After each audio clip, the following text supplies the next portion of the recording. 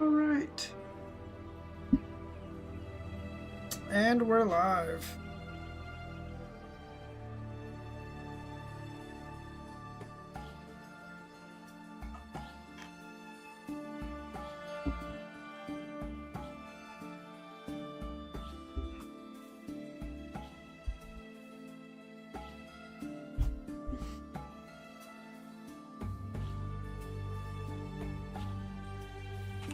Penis. Whoa, shit, no way.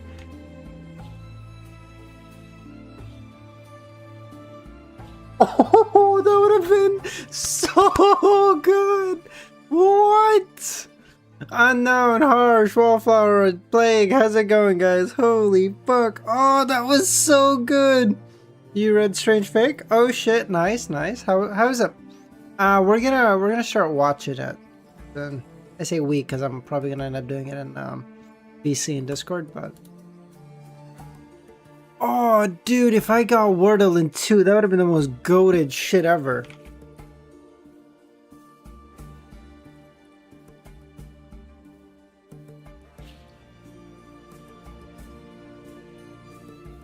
Spinny?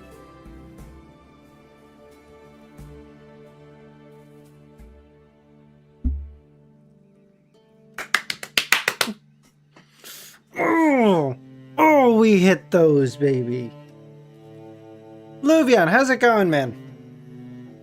Oh shit, Wordle in 3, are you fucking kidding me? Or holy shit. You and I are polar opposites, the better anime this season, but that's just me. Oh dude, Wordle in 3, oh, it's gonna be a good fucking day, boys.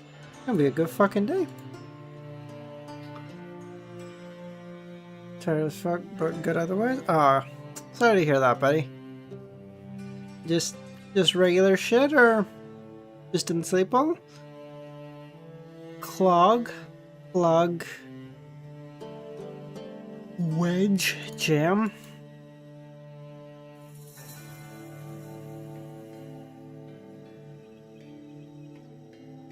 Hype, banger.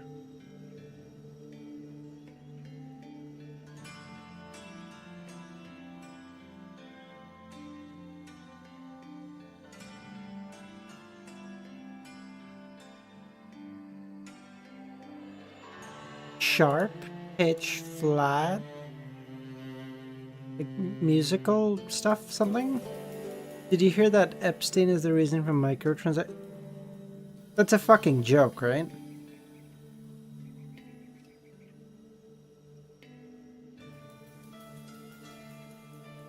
Sharp, pitch, flat.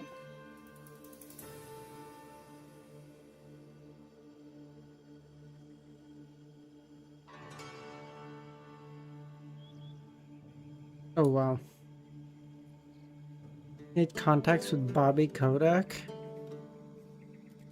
I don't know who Bobby Kodak is, honestly. The name doesn't sound familiar.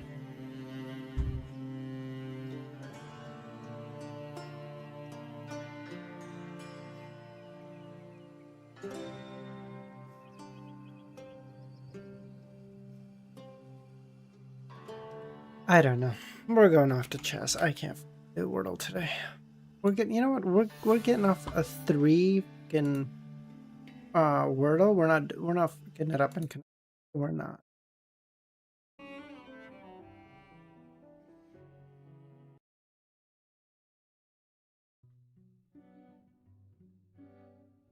Robert A. There was the chief of Activision Blitz. Oh shit. Okay.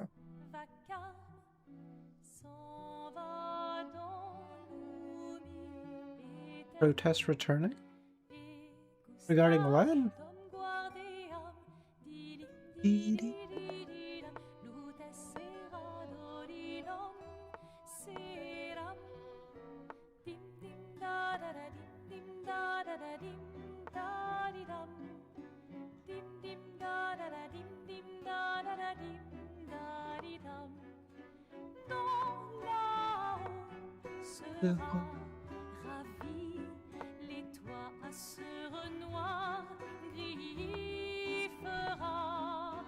Clair, obscur, trouble de rature, de ras effet.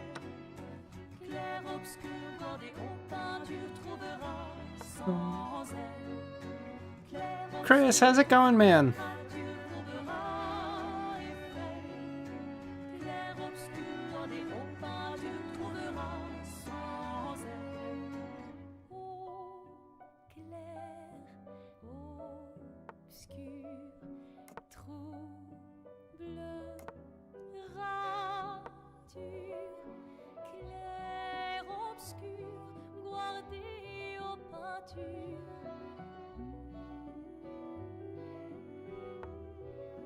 Ah, it's okay. Unknown's harmless. He wouldn't do that.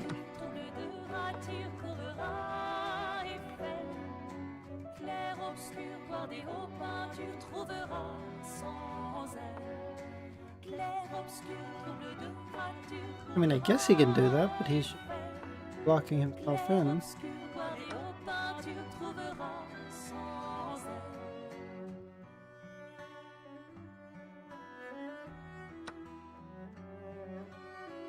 If I go here, here, here, probably takes, or you could just take the pawn. So just...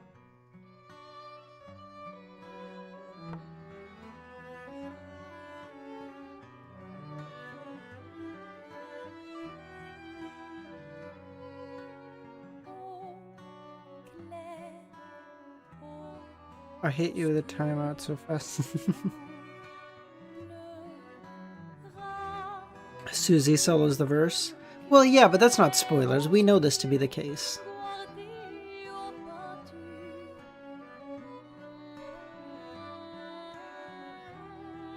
So now he has 1, 2 attackers, and I've only got 1 defender.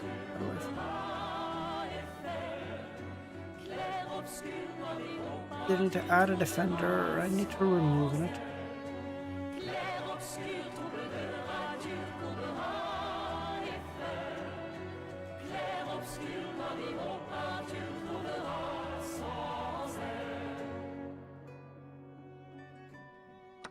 I'm just gonna fun.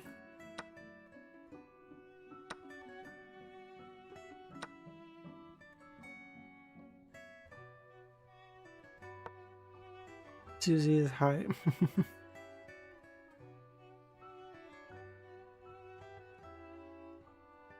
Then here, if I take,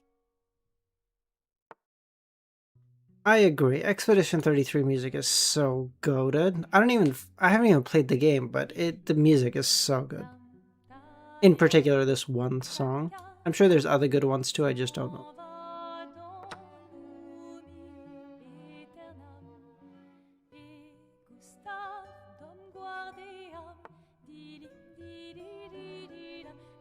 Oh, 1, 2, 3 attackers here, where I've only...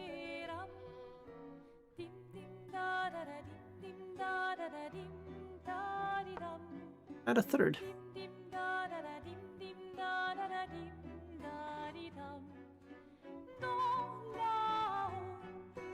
can't believe the French put out such good music.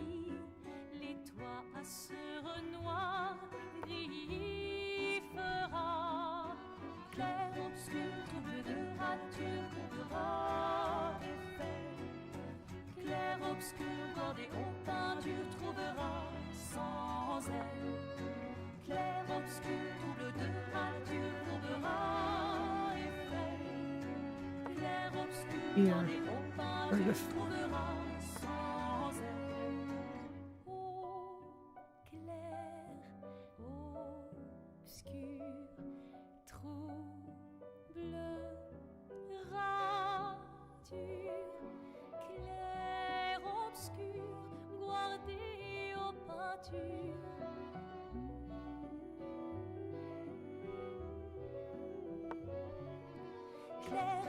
the schedule got pushed back, so it'll be available in chat. Alright, sounds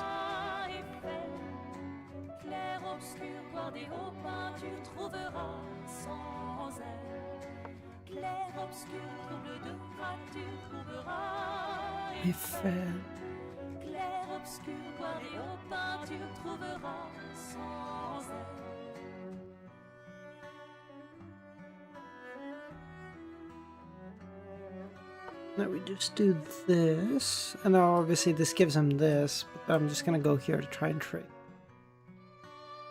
We're even, but his pawns are doubled up, but I feel like I have more counterplay this way. Who's talking about Kami? How's it going, man? We're not talking shit about you. Maybe your country as a whole, but like not you and, you know, specific or anything.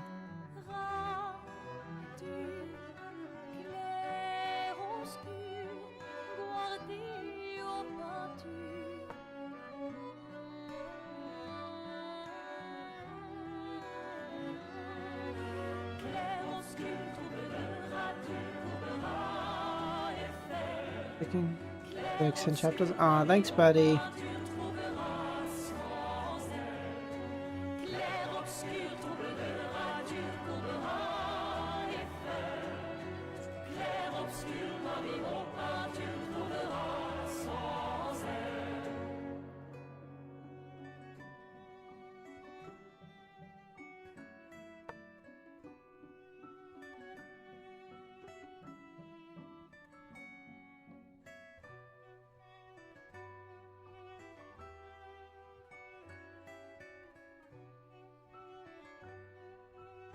Okay, yeah. If he trades, I think I can probably eke out a victory in the endgame.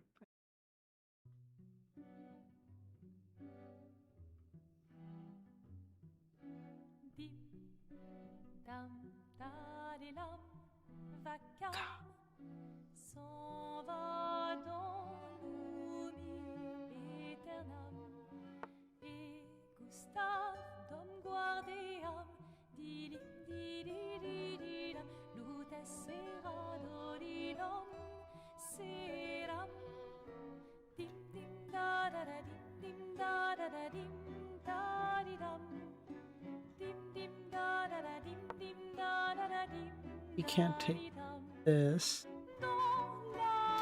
Will just allow me to take this.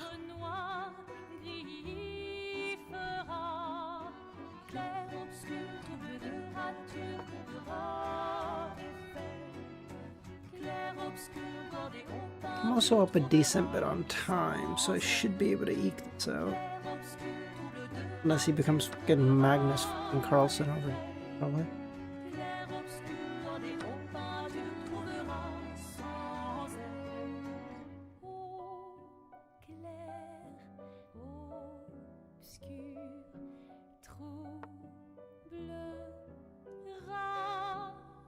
Now the threat is double attack here, but then if he goes here, I go here. Look.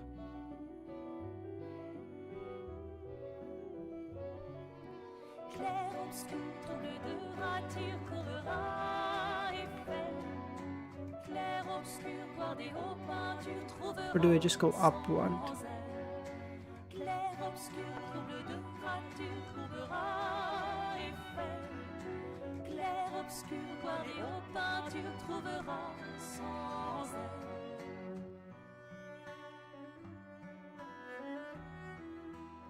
I think I win this. The time is just not enough for him to do anything. I think I just went on.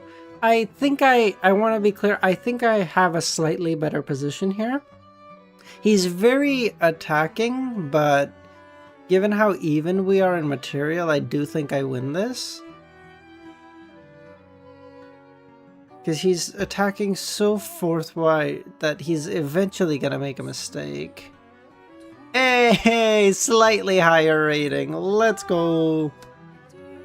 50 points.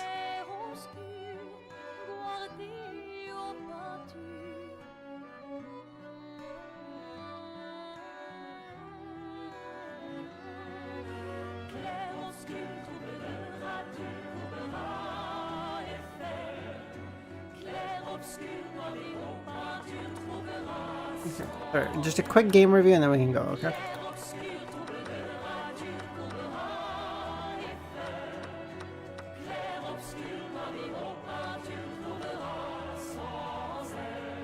Look at this. Fucking 23 moves in, dead even game. This is a good game.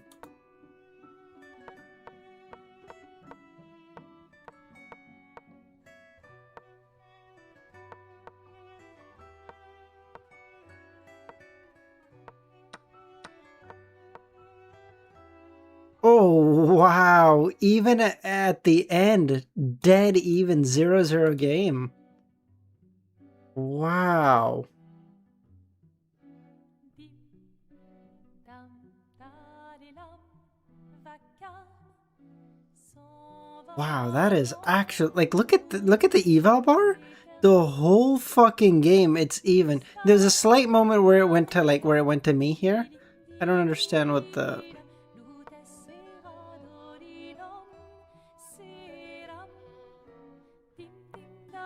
He goes here. What am I supposed to do here? Instead of this, they wanted me to do this.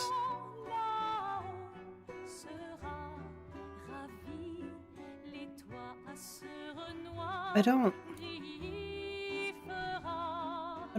I mean, I get that this puts off this attack or whatever, but then they can just come over here and attack, or come over here and oh, they can't come over here and attack because this is covered by the pawn. Oh, that's actually really clever. I didn't. Oh, that was clever. Okay, I did not see that. That was actually clever. Oh, they can't move back because of this. So, so technically, he would have to spend like 4 moves doing this bullshit, so that he can go. Wow, that's actually really good. Oh, I didn't see that. That's clever.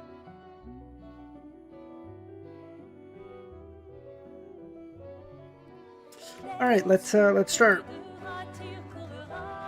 I am improving little by little. I'm getting my mojo back. I can feel it. Like my brain is like the hold on.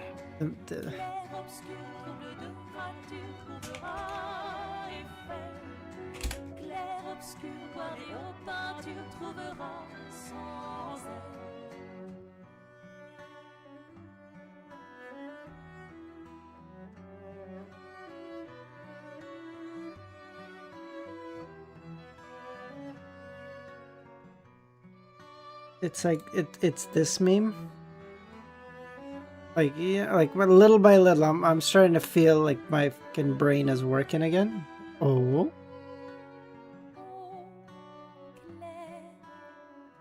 Didn't see my previous message. What was it? I remember Volume 7 ending. Adam gave Gearman humanity and said that he wanted to rest even for a little. So it's basically a part of Klein that wants to die and be done with the ascension of sequence.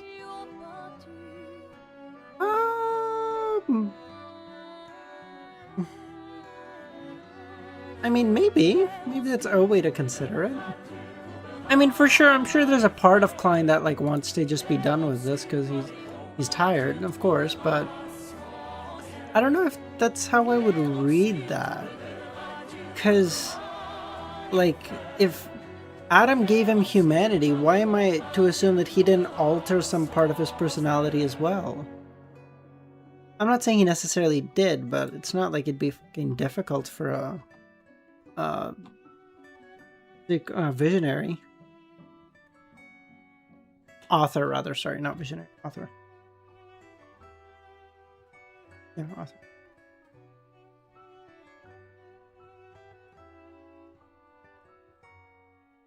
Definitely one of the... I am, dude. I am. You trust. I just... If I play one game against Hikaru, you guys will understand. I don't...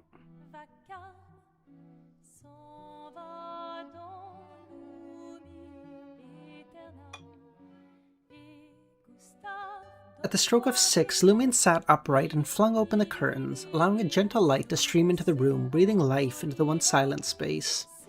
He rubbed his face, freshened up, and attended to his needs. Once ready, he changed his clothes and departed from the motel, making his way to Rue de Bleu Blanche, and once entered the rented safe house. With great anticipation, Lumion delved into Aurora's grimoire, hoping to uncover some hidden gems that had eluded him in his previous search.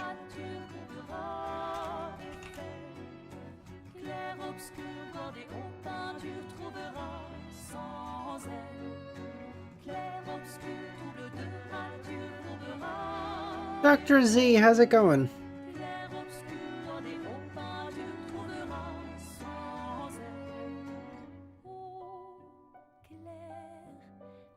Aurora's grimoire contained three distinct categories of knowledge. Firstly, there were the common mystical understandings, the name of various pathways, the state of certain sequences, the foundation of ritualistic magic, the significance of symbolic elements, and the pronunciation and meanings of several supernatural languages. The second category focused on the practical applications of mystical knowledge and personal abilities.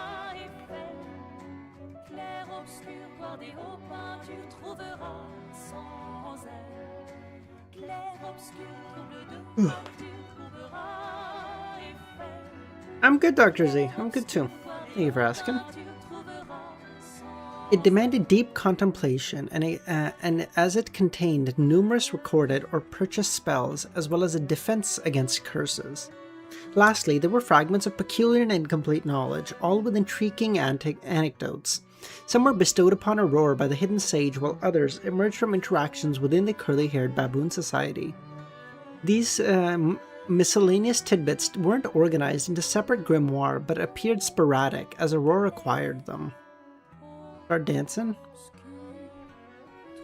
No. For Lumion, the second category posed the greatest challenge. Warlock spells like illumination, weed removal, exorcism, soul summoning, lightning, wind creation, and force field hand proved to be perplexing. For after all, he lacked the fundamental understanding of mysticism and the support of Beyonder powers required to cast spells. On the other hand, Lumion had made significant progress in comprehending, learning, and mastering ritualistic magic, since he had become an alms monk. Lumion also noticed that his sister had omitted certain basic rules, such as the law of Beyonder characteristic conservation from her grimoire. But this was to be expected.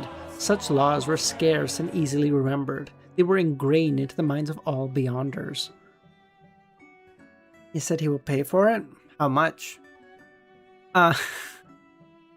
He let out a slow exhale, carefully folding the pages containing his inquiries, and tucked them into his pocket before departing.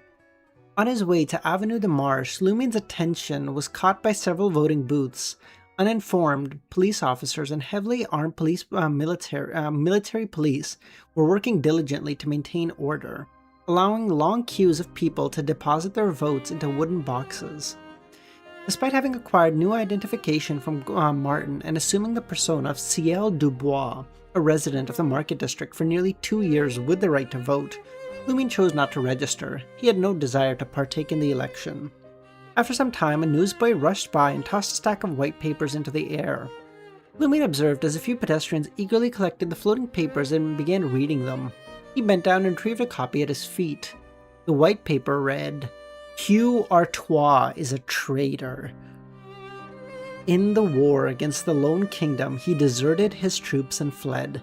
Countless fathers, brothers, husbands, and sons never returned.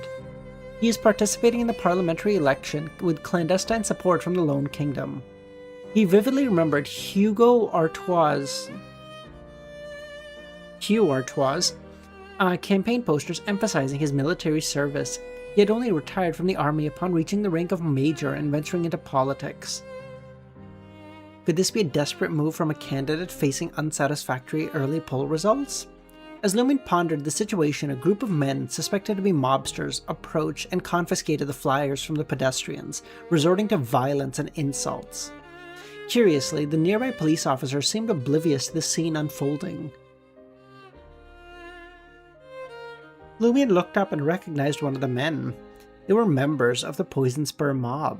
You dare read something like that, you wretch! You leper! Hand me the thing in your hand! You son of a bitch, you want me to beat you up? The Poison Spur mob closed in on Lumion. Just as they were about to snatch the flyer, their eyes fell upon his short blonde hair with dark roots, and a grin crept across Lumion's face. Ciel! The members instinctively turned around, intent to flee. Lumion swiftly lifted his foot and delivered a forceful kick to the mobster's rear, causing him to lose his balance and tumble. What's the matter? Can't recognize your papa? Lumion taunted. Watching the disoriented Poison Spur mob scramble away in a disheveled state, he had no inclination to pursue them. Lumion tossed aside the flyer he held and strolled back into Salle de Balbry. Boss, Charlie quit his job as a waiter last night and only asked for a week's worth of salary. I know, Lumion said. Louis recalled how the boss had taken Charlie away the previous night, returning without him, and shortly after, Charlie tendered his resignation. A sequence of events that left Louis with a lingering suspicion that something secretive was at play, but he didn't dare ask. Lumion cast a brief glance at Louis and asked, "How old are you?" 27, Louis said, puzzled. "Are you married? You have any kids?" Not yet, Louis replied with an awkward smile.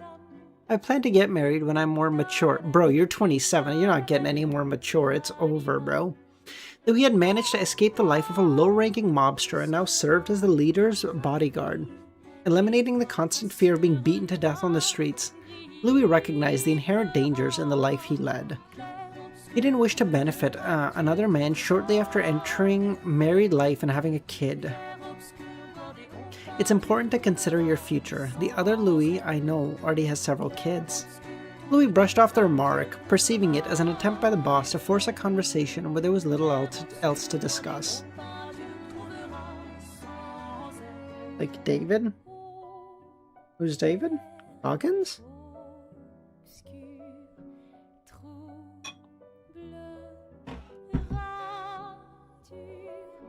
Franca skipped her lunch with Martin and returned to 3 Rue de Bleu Blanche before noon. Upon reaching the house, she noticed the doors to the guest bedroom was tightly shut. Perplexed, she pushed it open.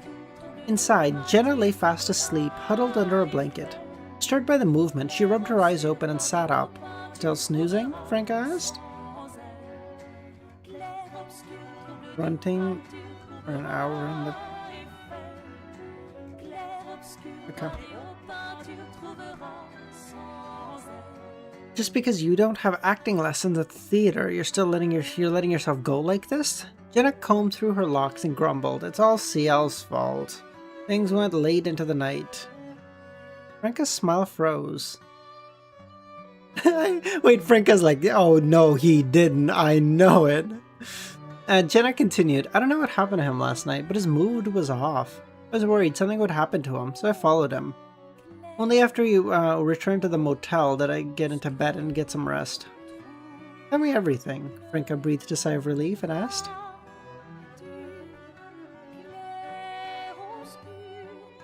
Jenna recounted the events, starting from her performance at Salle de Barbry, seeing Lumion in the road in the rain, all the way till he employed an unimaginable method to secure Gabriel's script deal.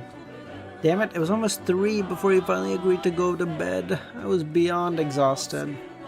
Franca listened attentively and said, "It's rare to see him in such a state." Lumion was still undergoing regular treatment from a psychiatrist, and perhaps the state she witnessed was his truest form. He must have experienced some kind of trauma last night. "Pushkar, how's it going, man?" "I'll ask him about it later." After Franca referred to him as a relative, she no longer concealed her close relationship with Lumion. "Choose your words carefully. Don't agitate him," Jenna said. On the second floor of Salle de Barbry in Lumion's office, he noticed Franca. "I'm good, man. I'm good too. A little tired, We're okay. I might take a midday nap. Small little nap. I'm old. But I also want to go rock climbing, so I don't know. Maybe I'll just push through it."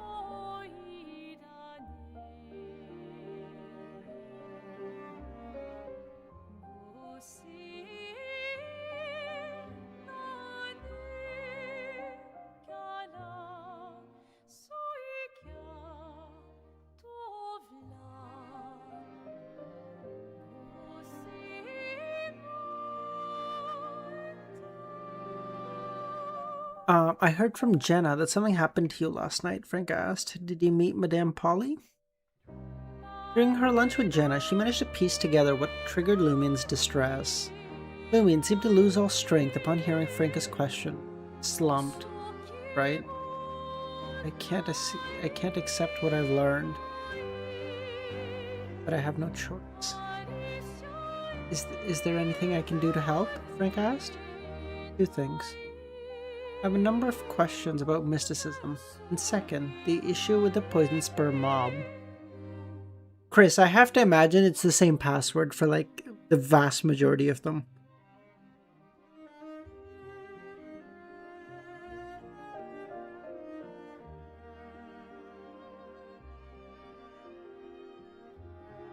As I mentioned before, once the election is underway, Hugh Artois will become a member of the parliament. Roger and his cohorts will gain a new boon. In due time, we'll all be in danger. Should we launch a raid on 126 Avenue de Marche to eliminate any hidden threats before the election results? Franka thought for a moment and said, based on your description, the heretic spellmaster holds a significant advantage on their home turf.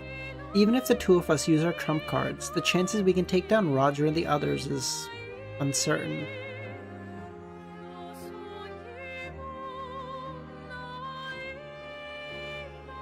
If we don't act now, they'll become more and more formidable after receiving their new boons. She hesitated, unsure of the best course of action. 126 Avenue de Marche, Roger gazed at his subordinate who had infiltrated the Market District's Parliamentary Election Commission and asked, "What's the situation?" "Monsieur Artois is winning by a wide margin," the subordinate said. A smile crept across Roger's face. He then turned to Harmon and Castina and said, "The election results will be announced tomorrow afternoon. Lady Moon will personally oversee the ritual and grant us a boon during the night. Afterwards, we won't hold back anymore. That wretched CL must die." True. Fuck that guy. I never liked him anyway, I say.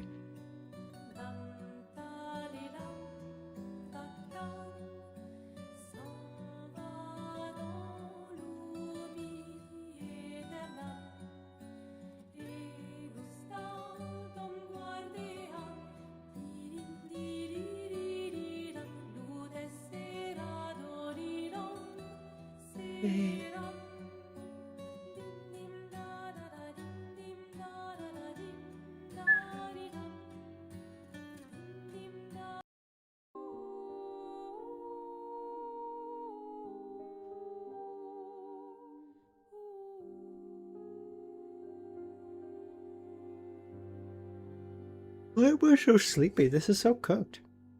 I mean, I went to sleep at like 2 a.m., so that's definitely part of it.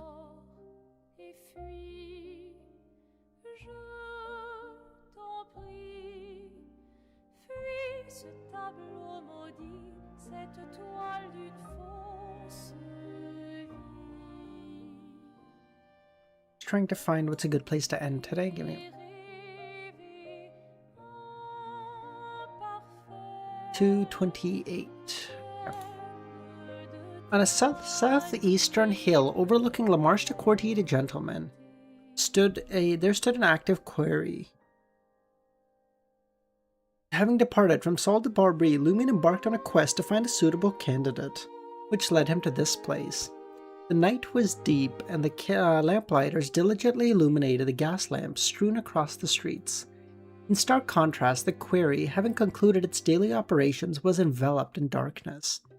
Scattered across the quarry floor were several gypsum furnaces surrounded by numerous tramps.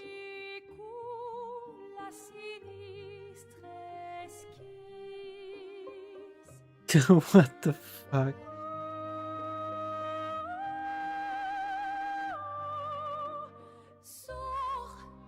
Lumion honed his focus, meticulously assessing each individual's circumstances. At last, he discovered a target that fit his circumstances. Resting against one of the furnaces was a male tramp, his shirt, pants, and jacket tattered, and the original hue obscured by the dark brown soil. Sunken cheeks and emaciated limbs almost distorted from figure. His unkempt hair and his beard intertwined in a mess of strands. His eyes half shut and his shallow breaths suggesting he may perish at any moment. According to Lumion, the tramp was indeed approaching the end of his waning life. He only had a day or two left. Approaching the figure, Lumion squatted down and retrieved the gas canister he had obtained from the unsavory Headsy, whom Franka had named aptly mysticism smelling salts. Unscrewing the lid, he positioned it near the tramp's nostrils.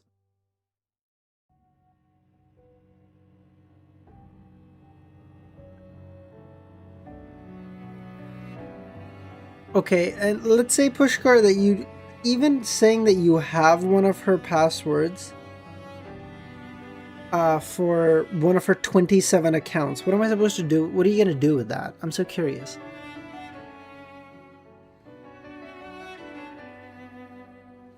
He and Franca already distributed Rentus's remains, and the sedatives and coins totaling 212 world ore belonged to Lumion, while the remainder was Franca's. Achoo! The Frank sneezed twice and woke up, weakly gazing at Lumion, donned in a blue labor worker's uniform. Who are you? What are you trying to do? The tramp asked. I'm just a passing worker. I sensed that your demise was imminent, so I approached to verify. The tramp found no fault in Lumion's explanation.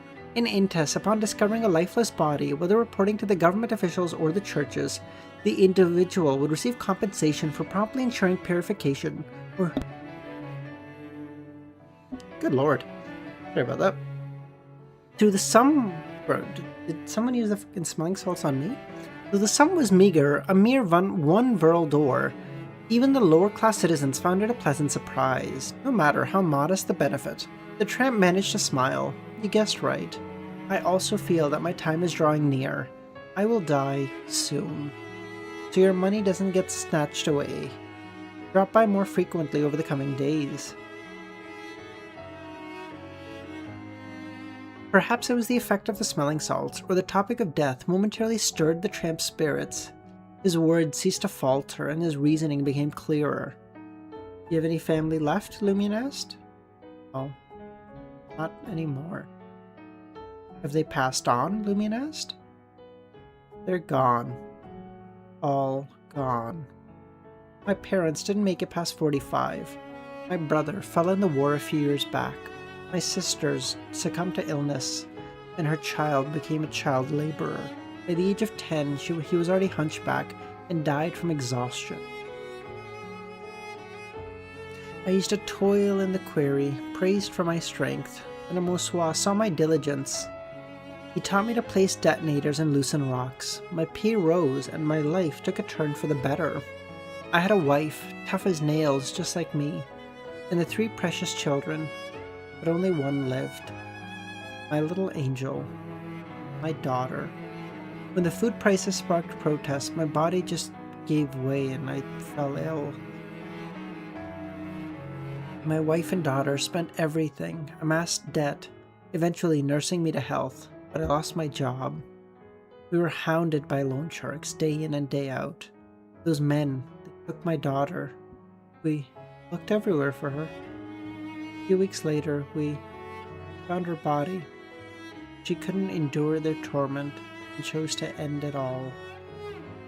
My wife wanted to turn to the police. They beat her to death and dumped her somewhere.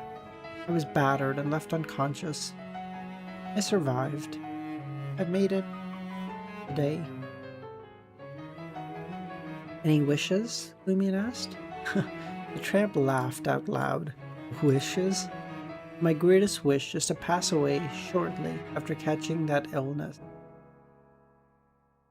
No thirst for revenge? Lumion asked. Those loan sharks died to other mobs, and new ones have taken their place. Oh, Jesus Christ. Thank God I caught it relatively quickly. I was about to play a Frank Sinatra song and get my channel taken down there. I caught it 4 seconds in. When the time comes, I think I'd like to have another meatloaf. I remember those years. Every weekend, my wife would buy the meat herself, add flax seeds and vinegar, turn it into a sauce, and stuff it in between flatbread. My daughter loved it, and I did too. Lumi nodded, rising to his feet and making his way down the hill.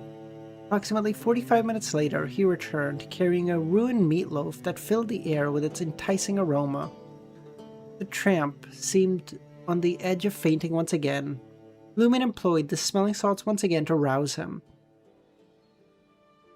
The tramp woke up, sneezing a few more times, his gaze fixated on the meatloaf. He ate. Having consumed half of it, he gasped for breath and asked, "What's your game, lad?" "I'll be stabbing you later. It might just bring about your demise tonight."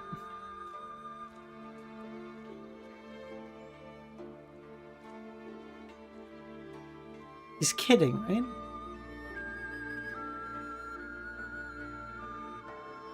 fuck?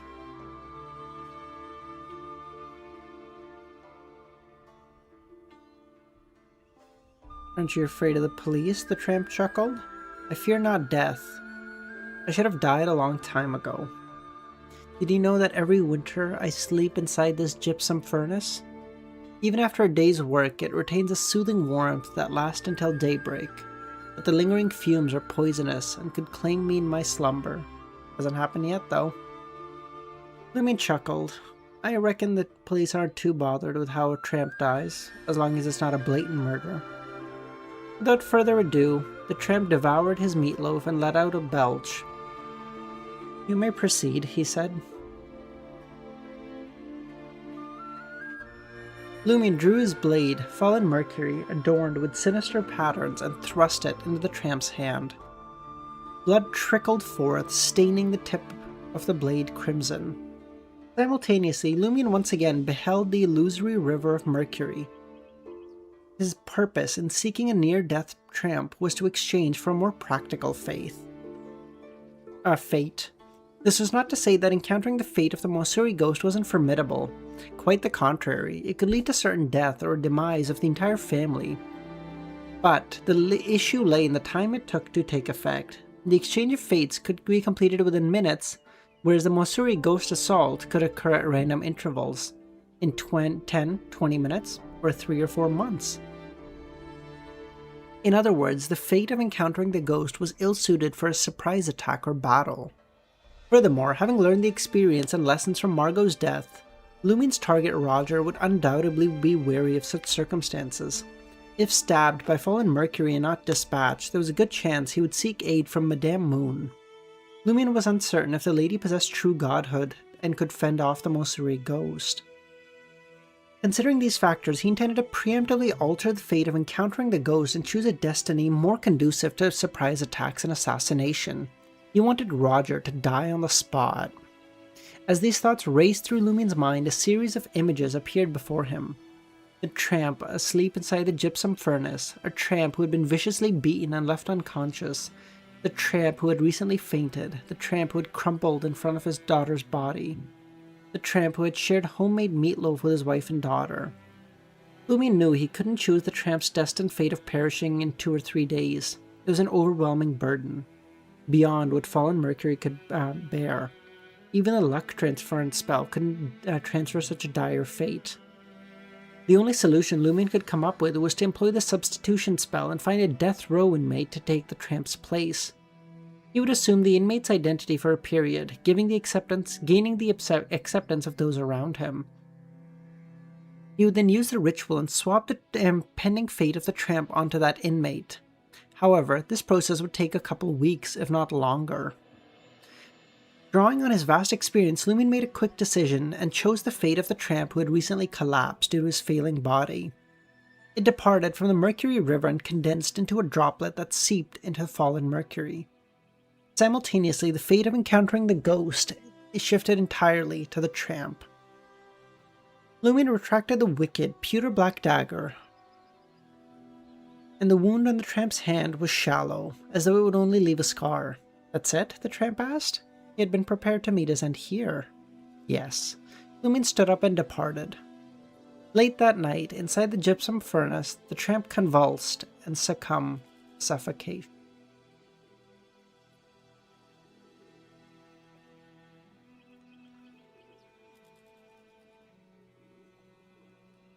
Across from 126 Avenue de Marche, returning here, Lumion nestled in a shadowy corner, shielded from the glow of the street lamp, his eyes fixated on the target building. Beside him, Frank emerged from the darkness. How'd it go? Lumion asked, unsurprised. This is not Klein. Lumion seems much more utilitarian, whereas Klein was more pragmatic. He was pragmatic for sure, but he had like a much stronger set of morals, whereas Lumion is much more utilitarian.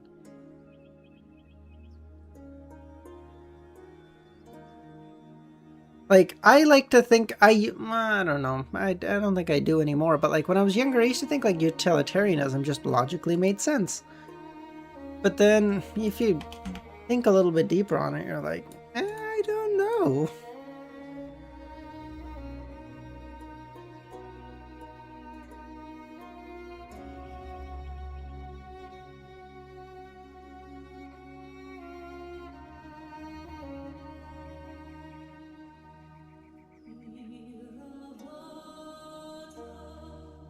I grew up on the streets, all the same, yeah. All the same. Again, it's like, okay.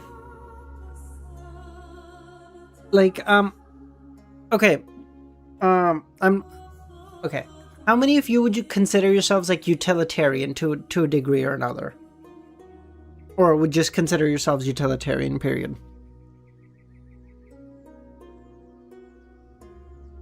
Franca cast her gaze upon 126 Avenue de Marche and remarked, "Whether it's Roger, Harmon, or Castina, none of them have shown up."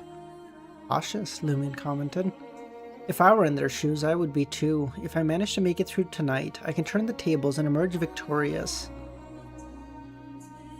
How foolish would it be for me to reveal myself?" Okay, wait. Okay, we're gonna take a little bit of... Okay. Let's take a little bit of time, okay, since we're already talking about this. I'm curious. Because, like, I would probably not be okay with what Lumion just did, okay? But let's do a classic question, okay? The trolley problem. Everyone's heard of the trolley problem to one extent or another, but I'll go over it. Okay. You are standing by a fucking train or a trolley. Okay? Philosophical talks, true. Okay, there's a train coming. It's on a set of tracks. This is the fucking train. Okay, I don't fucking know. It's coming.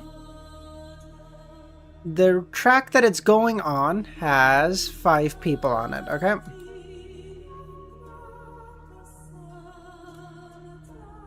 And it's gonna run over those 5 people and it's gonna kill them. But you have like a lever next... That's not a lever. You have like a lever next to you that you can pull. And divert the train onto the other track and kill 1 person. Do you do it? Now, I would, just for reference, I would probably pull that lever. I would.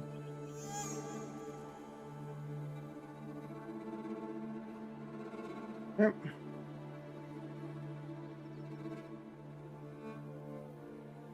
But not everyone would. Now, because many people would find it like a problem where they're like, hey, if I'm pulling the lever, trolley problem is easy to solve. Don't do anything, blame the train company. Yeah, exactly. They're all random people. You don't know any of them, Chris. You don't know the 5, you don't know the 1. You don't know any of them.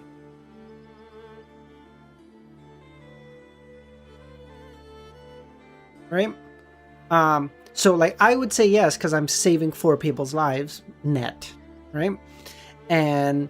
But not everyone would, because they'd be like, hey, I don't know if, like, the pulling of the lever makes me responsible for that 1 person dying, whereas, like, if I don't do anything and 5 people die, well, 5 people die.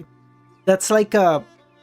Like, for people, there's like a substantive difference between letting a thing happen and doing a thing. Yes, exactly, Pushkar. Exactly. Like, there's some moral difference between doing a thing and letting it happen. Right? It's interesting. Now, let's take away this... Let's take this away, and let's say that there's 1 person on the no. Let's say the train is going, and it's gonna kill a person, and there's another track, and there's also another person there. Okay, you once again have the lever that you can pull. Wait, I'm fine. Shut the Kami. If this is not interesting to you, I don't know what to tell you, man. Because this is super interesting to talk about, okay?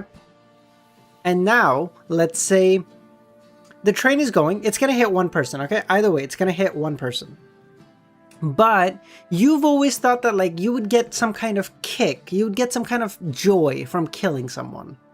And this is a way for you to do it with no real consequences. Like, a person's gonna die either way. So if you pull this lever, it switches from this track that it's already going on to this one, and then this person dies. Do you do it? Now, any utilitarian, if they're consistent in their worldview, should probably go, yeah, I would probably do it. Because one person is going to die anyway. The amount of suffering in the world is the exact same either way. A person's going to die. But I get a little bit of joy out of it.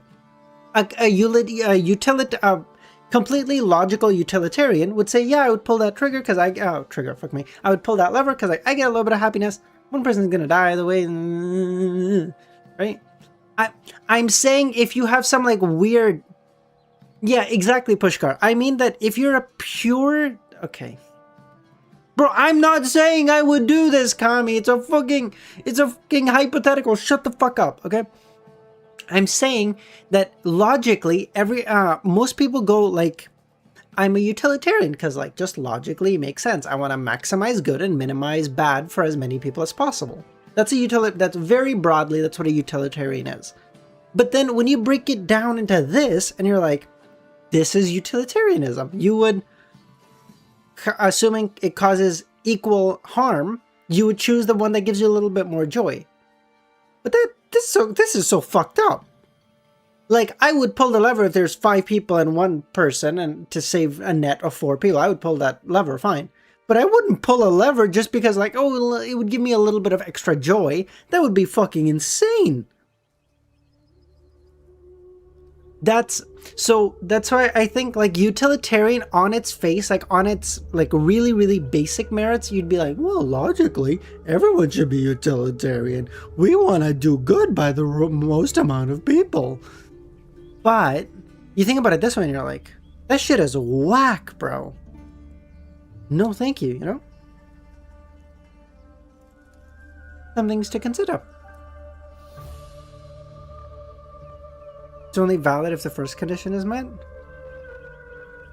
Yeah, utilitarian's cover is good, but yeah, exactly. That's a good way to put it, Pushkar. The synopsis seems quite good, but then you get into the writing of it, and it's just shit. So, like, I don't know, I would figure out a way to do what not Lumion did, because that seems whack to me. But yeah, I don't know how we got here, but this is cool. I like talking about philosophy. Alright, let's go back to it.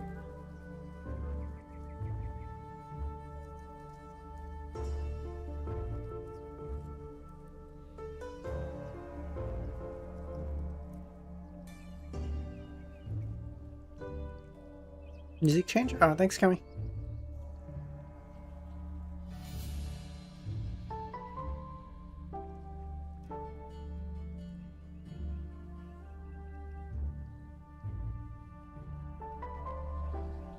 Franca cast her gaze at 126th Avenue de Marche. No one has shown up, she said. Extremely cautious, Lumion commented. If I were in their shoes, I would be too. If I make it through tonight, I can turn the tables and emerge victorious. How foolish would I be to reveal myself? Even if someone were to abduct Martin and maim him at the doorstep, I wouldn't budge. This example isn't convincing. What if it's Jenna instead of Gardner? Franca fell silent. Franca noticing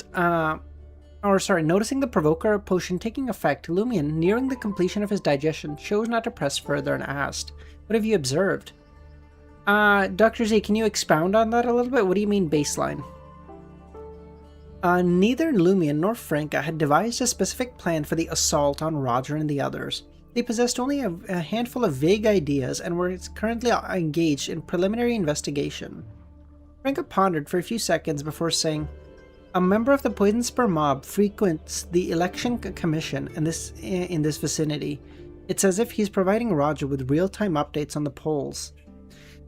"We can exploit this," he said. Simultaneously, Lumion mirrored her grin. "Isn't it like stumbling upon a soft pillow just when you're sleepy?" "Indeed, delving into politics is a treacherous affair indeed." Franca turned her head, amused. Your sister must have imparted many hometown sayings to you. How do you plan on operating this thing? If I were an actor, the problem would be simple. Nonetheless, I possess those glasses. Franca nodded. This operation requires both a surprise attack and assassination.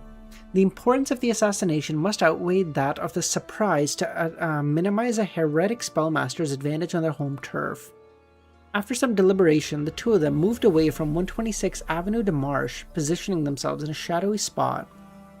The day's voting had concluded, and the election staff toiled diligently, counting votes and providing real-time updates. Countless reporters gathered, and various newspapers gathered there, eager to acquire first-hand knowledge.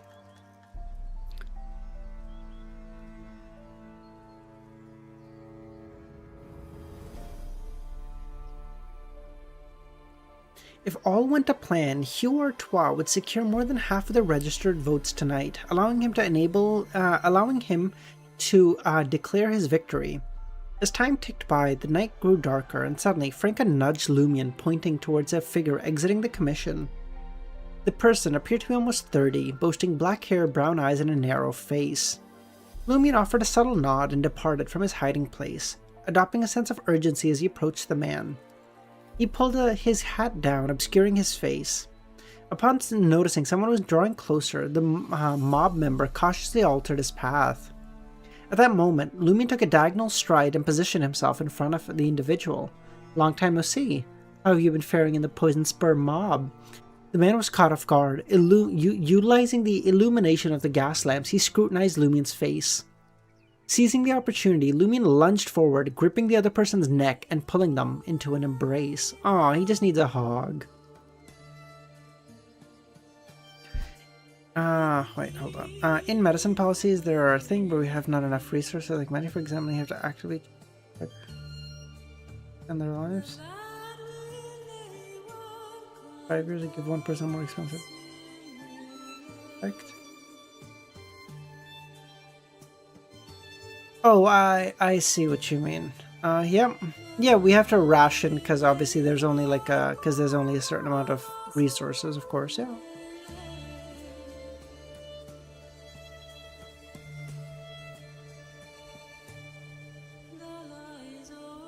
After a few seconds, the man's resistance began to wane. Passerbys cast fleeting glances at him before walking away without detecting anything. The man lost consciousness in Lumion's arms. Supporting his intoxicated companion, Lumion sealed the bottle with his fingers once again. They arrived at a deserted alley barricaded from public access. "You're so reckless," Franca said. "Only in Trier can you get away with this. Anywhere else and you would have raised an alarm." "I reserved these actions solely for Trier," Lumion replied, crouching down and stripping the mob member. He bound his hands and feet together with a rope. Having completed the task, Lumion administered some of the truth serum to the captive before reviving him with the smelling salts. The man woke up in horror. "Who are you? What do you want?"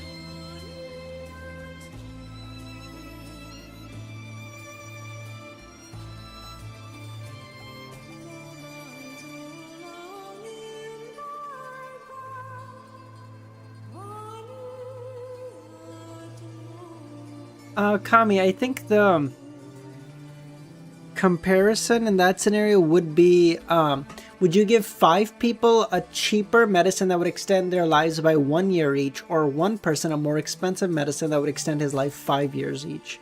That's an apples to apples comparison.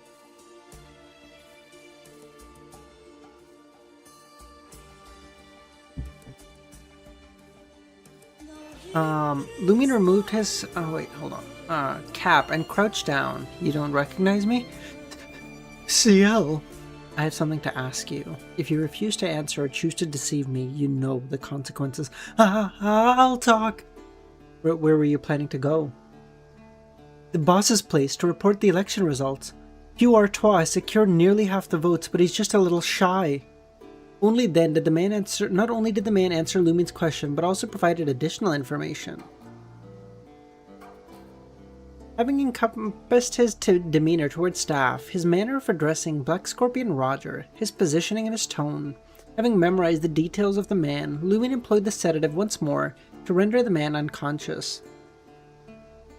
This time, underground, he beheld without delay, he changed into the other man's clothes, retrieved his mystery-prying glasses, and perched them on his nose. This time, underground, he beheld rats, insects, and serpents, but a charred building and a blurred face behind a glass also materialized. Lumion's mind spun into disarray. Frowning, he removed the glasses and retrieved a collection of cosmetics. Assisted by the crimson moonlight and the small torch held by Franca, he meticulously applied various substances to his face, utilizing the makeup mirror his companions carried. Around 10 minutes later, his countenance grew gaunter and began to assume the likeness of the mob member.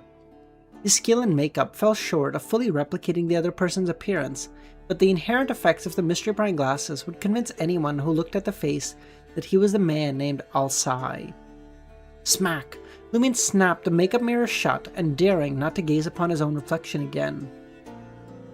As Franca put away the item, she turned to Lumion, fearing that she too might mistake her companion for a member of the Poison Spur mob. Hair and makeup are the most noticeable flaws, she said. First, use this black hair dye and wear these brown contact lenses.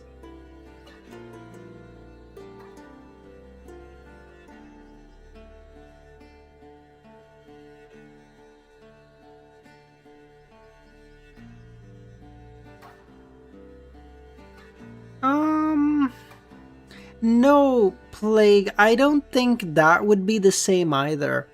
In medicine, at least in Western medicine, I think the term that's used is like years lost is I think the calculation that's done, right? It's like, let's say you're 20 years old and you get into an accident and you need like a whole bunch of expensive bullshit to get you fixed up. But saving you would save theoretically 70 years because the average expectancy of life expectancy is 90 years old, for example. I'm just using round numbers, right? Or we could use your organs and give them, but the only people who could use them right now are like 82 years old, and we could take out 3 organs. Well, okay, 8 times 3, so we're saving, if they're 82, then that means they have 8 years on average remaining. So that's 8, 16, 24. That's 24 years of life you're saving. Or we could say, res you, and save 70 years. That's the math I believe that's used more often. I'm thinking up the examples on the fly, so they're not super, well thought out or anything, so... But I think you get the point. The two of them outlined a rough plan, but they refrained from delving into each detail. Firstly, time was limited, and secondly, they had to anticipate a bunch of unforeseen circumstances. It was impossible to account for everything. Gaming terms being used in daily yeah, exactly. Franca produced a coin pouch. It was a fist-sized bag made of grayish-white cloth filled with gold, silver, and copper.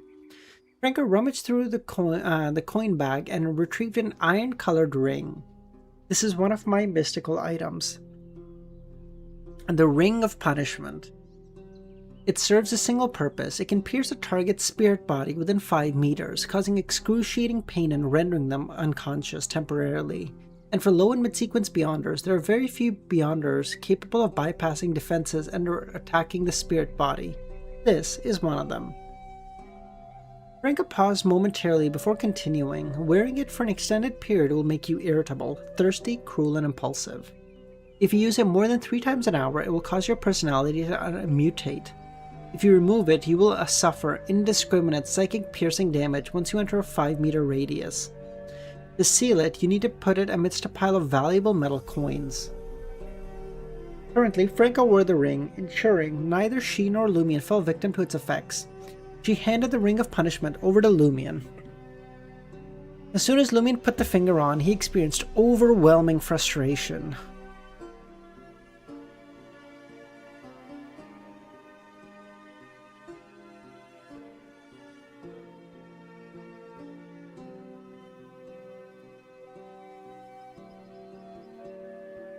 Oh. I get what you mean, Dr. Z. Okay, cool. I wasn't aware of that.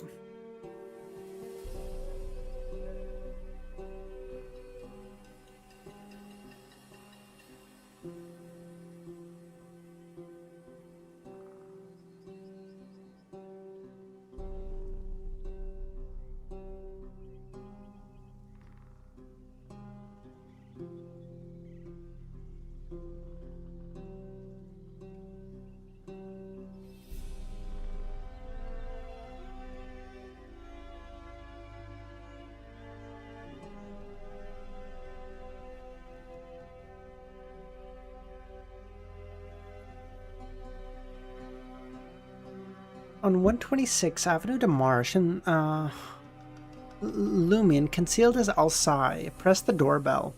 Amidst the pleasant chime, the valet entered. Have the voting results for today been announced? He asked. You bet, Lumion concealed his delight. Monsieur Artois will be the new Member of Parliament by noon tomorrow. The valet had been a long believer in the Great Mother, and he had been promised a reward of becoming a villain after the election, and the news delighted him. In the living room, Roger, now wearing aqua blue silk pajamas, lounged on a divan. Divan? Divan? I don't know. He addressed Castina, nestled beside him, and Harmon, who paced around the room. Hold on tight. It'll all end tomorrow night. No matter what happens in the next 24 hours, we cannot leave this place. Is that so? Are you willing to stay here even if there's a fire, explosion, earthquake? Lumion criticized silently. Boss, I have good news, the valet said. Roger's excitement was palpable. He forgot to scrutinize his subordinate's movements. Has Artois won? Everyone turned their gaze towards Lumion. At that moment, Lumion had closed the gap between him and Roger, standing just 3 meters away. He's only 2,000 votes away from securing a majority. Roger felt a tinge of disappointment, but his happiness prevailed. Very good. Before he could even complete a sentence, Lumion's hand caught his attention. He was wearing a pair of black gloves. Alcai didn't have such a habit.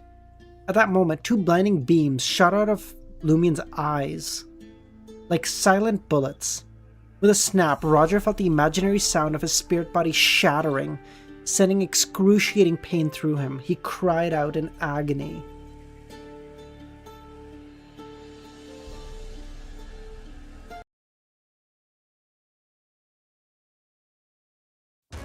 Yeah, I got it. In this state of distress, he forgot to activate his protective enchantment that shrouded the master bedroom and living room. The hidden twist of events, their unknown origin, left Castina and Harmon bewildered, struggling to understand what even happened. One of them stood tall, assuming a defensive stance against the suspicious Alcai, while the other sprinted to the boss. Lumion seized this opportunity, drawing his weapon, Fallen Mercury, and lunged at Roger. Witnessing the attack, Castina intercepted with her right elbow, disregarding the harm that would befall her. Her intention was to aid Roger. In her other hand, she grabbed a nearby axe and swung it out at Alcai. Suddenly, a figure dressed in black robes, their face concealed beneath a hood, materialized before her. Franca. Franca employed invisibility to trail Lumion all the way here. Her main target was Castina, the one providing protection to Roger. She refrained from directly assassinating Roger, fearing that a fatal blow jeopardizing his life would activate Magic Circle with its substitution spell. The hidden blade, wreathed in black flames, darted forth alongside Franca's full-force strike, piercing through Castina's back, finding its mark in her heart. Castina's eyes widened, her face contorting in pain. Despite the injury, she continued to block for Roger, but her strength had already abandoned her. Damn, dying that quick? Amateur hour over here, bro. Tisk, tisk.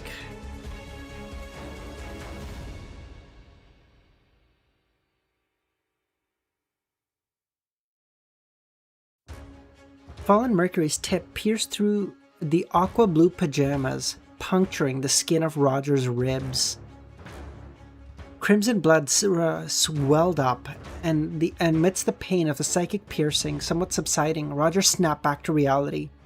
He emitted an unnaturally unraged shriek, and blurry faces, some bluish-white, materialized on the living room.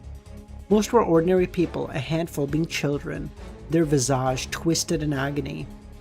As the undying lands materialized, Roger, nearly impaled by fallen Mercury, vanished from Lumien's sight. Harmon toppled the coffee table and lunged to Lumien, who had just collapsed onto the sofa. Lumien raised his hands, but his body wavered as he slumped. In midair, he caught sight of a glimpse of Harmon's form, followed by a lighting with two beams of light resembling lightning. Harmon, on the verge of launching a close combat assault, experienced an anguish that penetrated the depths of his soul, forcing a scream. His body froze, tilting backwards. Franca, fresh from dissipating short-legged candlestick Castina, brandished a brass revolver. She aimed it at Harmon's head and pulled the trigger. With a bang, a bullet pierced Harmon's scalp, causing it to explode like a watermelon. Roger, just having manifested from the visage of an undead on the adjacent wall, witnessed the scene and screamed. Alongside this outcry, his eyes darkened. The blood that drenched the living room and the two lifeless bodies churned, surging towards Harmon and Castina as if infused with life force. The two victims adorned a crimson shroud and rose to their feet.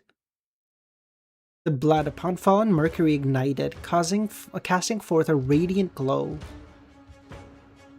Roger vividly recalled Margot's demise, prompting his initial response to rid the evil Dirk of the blood it bore and retaliating. His second response was to swiftly conclude the conflict and seek aid from Lady Moon. Even the rebirth ritual proved incapable of absolving the influence of Ciel's wicked Dirk. The efficacy of it solely burned the blood on the remaining... What? The efficacy of solely burning the blood remained uncertain. I see. Indeed, he had recognized the assailant on that wretched lunatic. Ciel. The flames upon fallen Mercury blazed along the blade, reaching Lumien's fingertips, and without hesitation, Lumien cast aside the dirk, letting it fall upon the ground. At this point, the dirk was no longer required. The dirk, which facilitated the exchange of destinies, merely utilized blood as a conduit, but it didn't need it. Once the fate officially entered the exchange process, the presence of blood would no longer influence anything. As Lumien retrieved fallen Mercury, the exchange of fates commenced. He made no choices, allowing fallen Mercury to exercise its own discretion. Lumien braced against the pallid, indistinct faces strewn against the ground. With the resilience bestowed by the alms monk, he rebounded onto the divan, I don't fucking know, amidst the bone-chilling cold. No longer did the countenance of the undead pervade this air space, only Harmon and Castina, their original appearances concealed beneath the cascading flow of blood. Simultaneously, the two bodies extended their arms and lunged at Lumien to ensnare them. Meanwhile, Franca leapt nimbly, alighting upon a chair with an air of weightlessness. Unbeknownst to all, a thick frost had descended from the pallid white or bluish-white ground, solidifying into a sheen of ice, restraining the dead and constricting their movements. Almost simultaneously, Franca's left hand pressed against the hidden blade, tightening its grip, causing flames to erupt within Castina, consuming her. The lingering spirit on the blood-colored corpse emitted an ethereal crackling as its mutated body melted. Roger, relying on the characteristic of the undying lands to shift locations, emitted another shrill cry. A layer of black flames enkindled upon Franca's person. 8. Yeah. In contrast to her own flames, the black flames conjured by the heretic spellmaster exuded an overt malevolence as they consumed the life force and vitality of all who stood witness. With a resounding crack, Franca's figure shattered, leaving behind naught. Upon the icy veneer on the ground, the witch's form coalesced and leapt forth.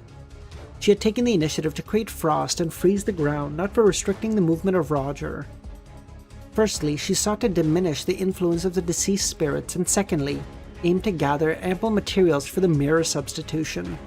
Devoid of the pincer attack from Castina, Lumien deftly parried head-on, successfully evading Harmon. Springing onto the overturned coffee table, he withdrew his revolver and unleashed a volley of shots towards Roger on the wall. Concurrently, he produced a drawing depicting a sun. He held no concern that his assault upon the target would disrupt the exchange of fate, where he was neither the wielder of fallen Mercury, nor did he grasp its hilt. The yellow bullet struck the wall with force, yet Roger only had diminished into a wan, distorted, transparent countenance vanishing from Lumion and Franca's sight. You're gonna fucking run away, you coward.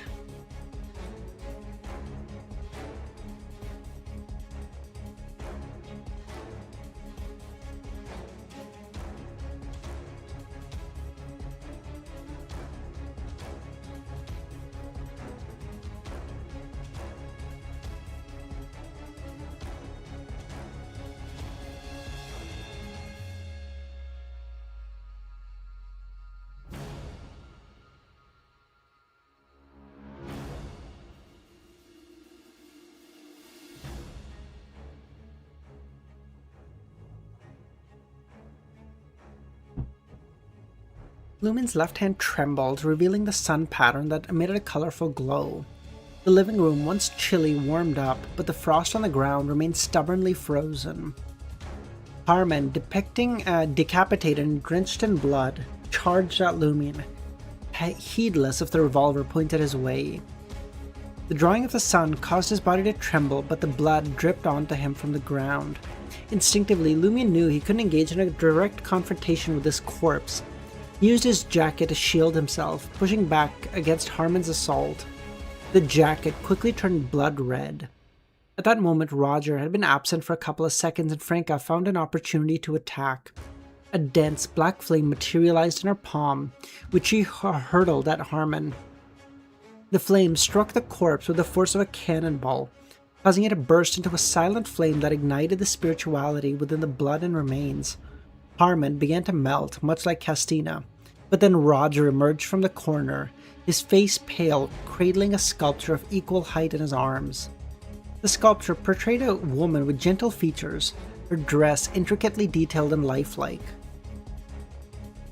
After exerting great influence to place the sculpture on the ground, Roger melded with the writhing, distorted faces around, evading Lumion's shots and Franca's flames.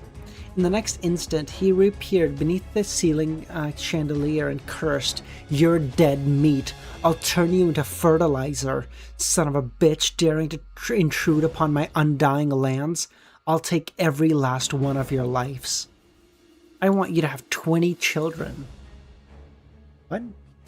Roger constantly changed positions as he spat out these words, moving swiftly and leaping, skillfully dodging Lumion's unfolded drawing and Franca's array of witchcraft spells.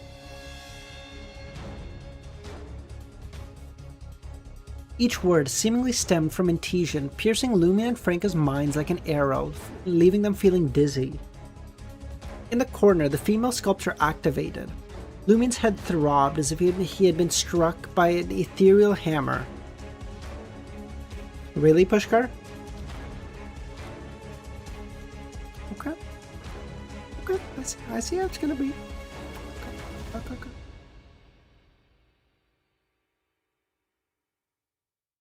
Franca herself endured similar injuries, suspecting that Roger was employing a curse-like incantation.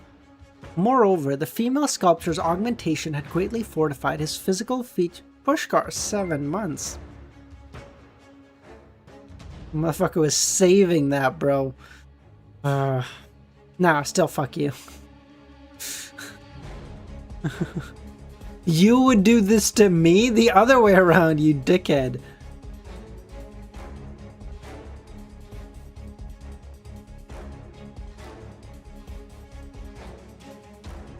Damn, dude. Pushkar keeps you guessing, you know? He calls you a bitch and then brings you dinner. He just keeps you guessing, you know? Franca herself endured similar injuries, suspecting that Roger was employing a curse-like incantation. Moreover, the female sculpture's augmentation had greatly fortified his physical and spiritual presence. Franca couldn't endure more than a few uttered words. As Roger had left the sculpture unprotected, Franca believed that that a direct attack may result in even more dreadful consequences. Suppressing her boiling blood, dizziness, and pain, she raised her revolver and fired at Roger, seizing the opportunity to leap to the sculpture. The black bullet shattered a contorted face, leaving marks on the wall, but failed to hurt Roger. Once Franca landed, she swiftly circled around the sculpture. She didn't squeeze the trigger of the revolver again, nor did she thrust her blade. While evading the slender figure summoned by Roger, she encased the sculpture in frost. Meanwhile, Lumion, who had been the focus point of Roger's attention, found himself in immediate peril. A piercing cry resounded as illusory black flames kindled upon Lumion's body. It drained his life force with alarming speed, causing his strength to wane. Without hesitation, Lumion discarded the peculiar sun drawing and lunged towards the sofa, reaching into his pocket with his left hand. Beside the overturned coffee table, Roger emerged from the icy seal, brandishing a pitch-black, malevolent scythe that stood at the height of a man. He cleaved through the furniture before him, rendering it in two. Lumion alighted from the sofa, his left hand withdrawn from his pocket, clutching a slender, slightly pale finger. In the face of Roger's scythe, Lumion, already weakened, barely managed to evade. He tossed the severed finger into the air. Mr. K's finger. Amidst the sound of a tearing leathern fabric, the divan was sundered by the wicked scythe, and the finger expanded and detonated like a bomb. It metamorphized into a shower of flesh and blood droplets that cascaded onto Lumion, extinguishing the flames. The flesh absorbed the surrounding blood and corpses, coalescing and draping Lumion in a cloak of blood-red hue. The profound weakness that plagued Lumion dissipated. He sprang up, launching a counter-offensive against Roger. Witnessing this, Roger avoided a confrontation, retreating into the fractured ice and merging with the faces. Franca, who had already encased the sculpture in frost, felt an intense chill. The spirits in the living room, incensed, surging from all directions, extending their hands and gaping their mouths, enveloping Franca.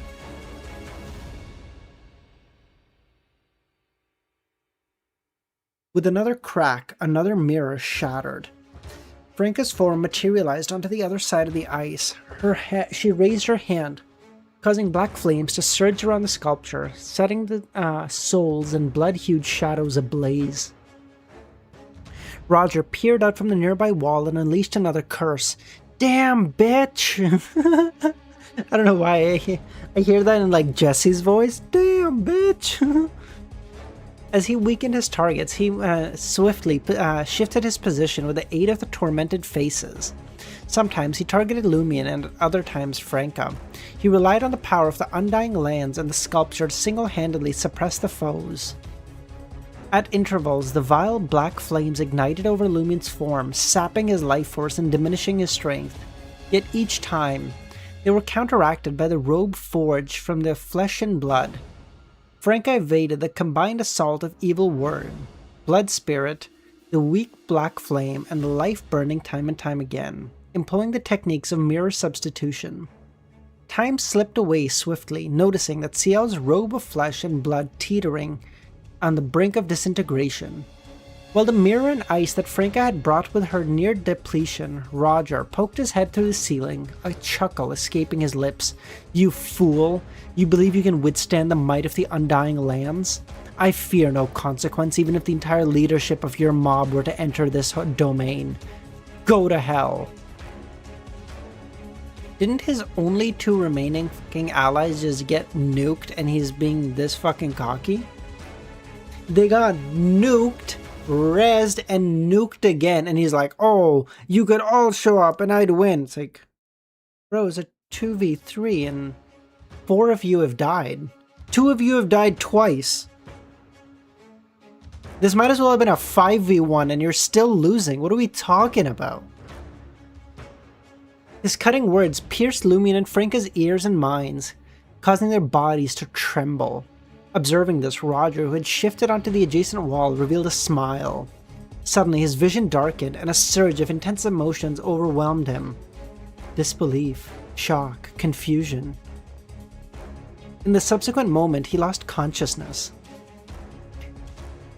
The boss of the Poison Spur mob materialized from the wall, collapsing onto the ground, falling unconscious. The fate exchange had finally concluded.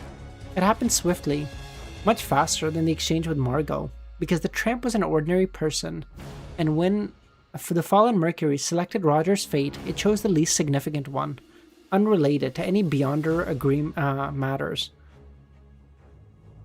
Lumien's gaze fixated on Roger, clad in aqua blue pajamas, supported by his blood-colored robe. Lumien traversed the transparent, distorted faces, enduring the bone-chilling cold and swiftness, finally reaching his target.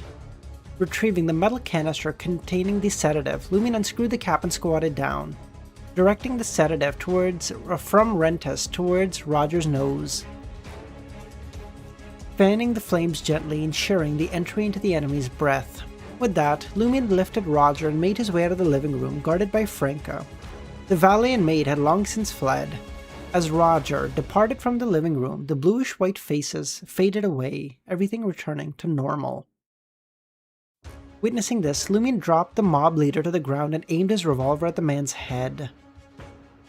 After a few seconds, Lumien pulled the trigger calmly and silently. 2 shots rang out while Roger's head burst like a watermelon. He met his demise while in a coma. Franca glanced at Lumien, still aiming the gun at revolver, and asked, "How was it? You vented all your frustrations?" If it wasn't for Franca's desire to assist Lumien, she would have considered reporting Roger and his associates for their belief in the Great Mother. No, Lumien smiled. It merely resolved a hidden danger. Franca sighed. In my homeland, we say that to cure a heart's ailment, the remedy must come from within. If you don't do it right, no matter how much you try, it's futile. Quick, let's communicate with the spirit and strive to depart this place within 3 minutes. And hurry and seize the spoils. Okay, Lumien said. Lumien, as the remaining blood-stained garments on his body disintegrated, staining the ground. That's it? It wasn't that Mr. K's finger lacked strength, Lumien thought. On the contrary, without it, Lumien would have been far too feeble to resist. But its performance fell short if made to face a formidable evil spirit like Susanna Matisse. As these thoughts raced through his mind, he headed towards the living room, scanning his surroundings. He suddenly noticed a figure cloaked in a large hood standing in the corner. Mr. K. Lumien's pupils dilated, but in an instant, Mr. K vanished into the shadows. Damn, Mr. K, the GOAT, he came personally. So that was like a little... So the throwing out explosion was like an immediate flashbang sort of thing. Like, hey, this will keep you alive for a few seconds. And then he showed up himself as like, hey, if you're still fucked up, I got this. You know, by the time he showed up, everything was good. So he was like, all right, you got it. I trust you. You're good. Have fun.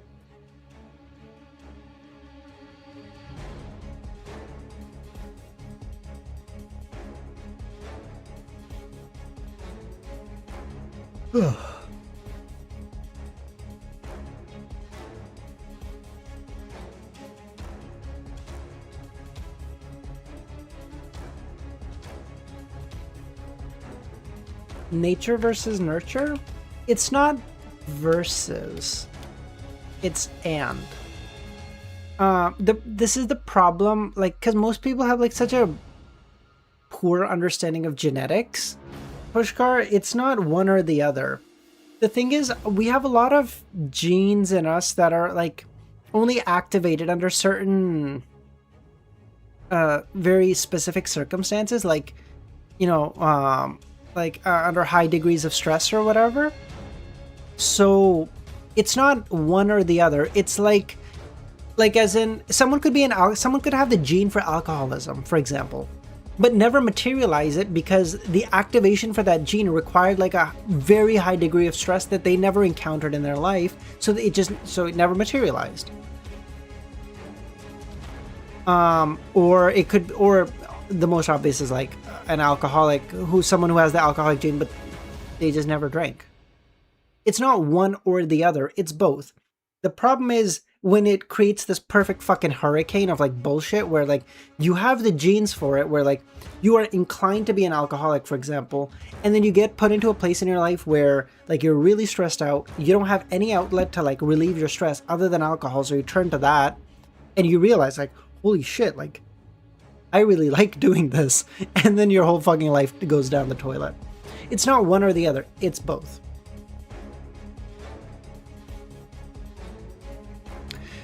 Did the finger serve as a signal? How did Mr. K arrive so quickly? Or was he perhaps observing me from nearby? Lumion felt a surge of tension, his wariness from his battle fading considerably. His revelation granted him a fresh understanding of Mr. K's power. Lumion averted his gaze and retrieved fallen mercury. Its blade tarnished by the scorching and decay, he couldn't help but wonder if it would endure until the year end. See, Dr. Z, I have some good takes, okay? You guys are so fucking mean to me, but like, I actually have some good takes, usually.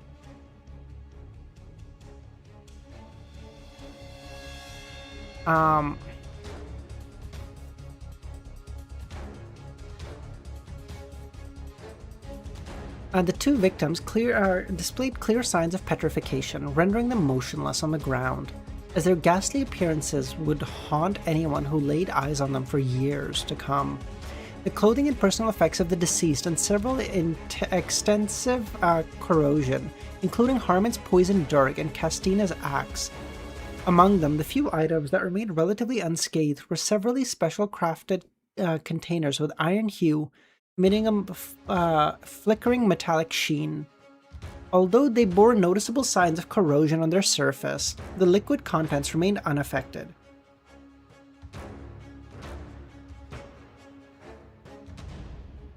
You slander Dara, you're already based? Unknown, you're always there. I see you in her stream every day. What are we talking about? Lumion scrutinized the canister and discerned four distinct types, distinguished by the etched patterns: a tree, a bear-like face, a spring fountain, and a scorpion. I know this one! Spring fountain, the fountain of immortality. You must drink from it, and then Lumion will be unkillable.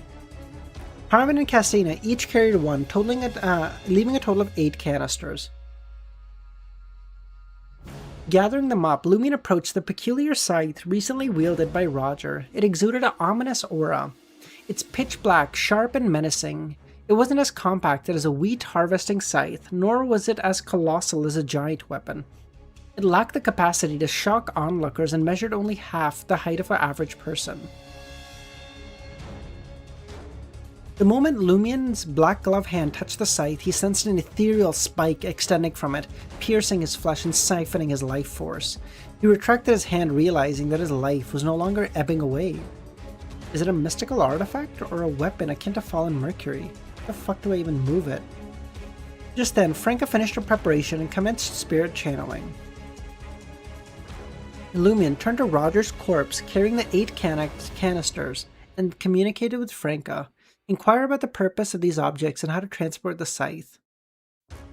Franca nodded. What effects do these canisters on Harmon and Castina have? How can I identify them?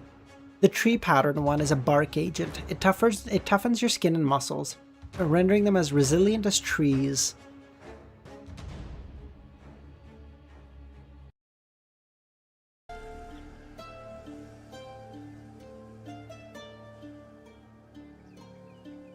The bare-faced pattern is a berserk agent. It grants you extraordinary strength when unlearned.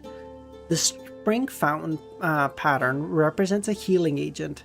It mostly mends external wounds, alleviates injuries, and eliminates minor ailments. I wasn't even that far off.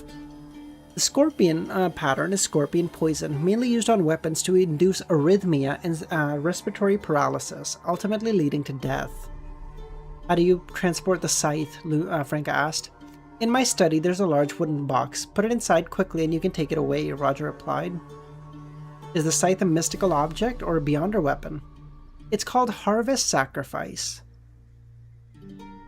It's a weapon infused with a blessed aura and possesses the quality of sharpness. Once it inflicts a wound on the target, and that wound becomes tainted with the corresponding blood, It can continuously drain the life force of the other party. Have you encountered Madame Moon? How do you maintain contact with her? Franca asked. I met Madame Moon in the wilderness. Well, now she's Lady Moon. She sat in a peculiar carriage pulled by two demons wearing a veil that made her appear holy and maternal to me. This particular music?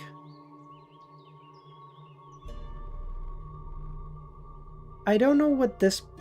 I mean, I can tell you the playlist I'm using if you want. I don't know the name of this particular OST.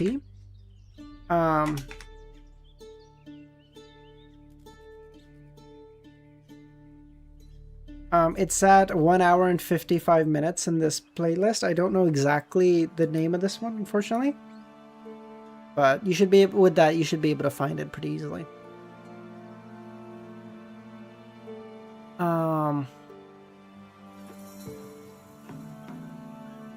Usually, she seeks me out and commands me to venture into the wilderness abruptly. She gave me a green seed to place inside the statue's abdominal cavity. If I face danger, I can use it to contact her. But there's no need for the seed now. By reciting her full honorific name, I can elicit a response. Honorific name? It's quite advanced. Why didn't you seek Lady Moon's assistance earlier? He asked.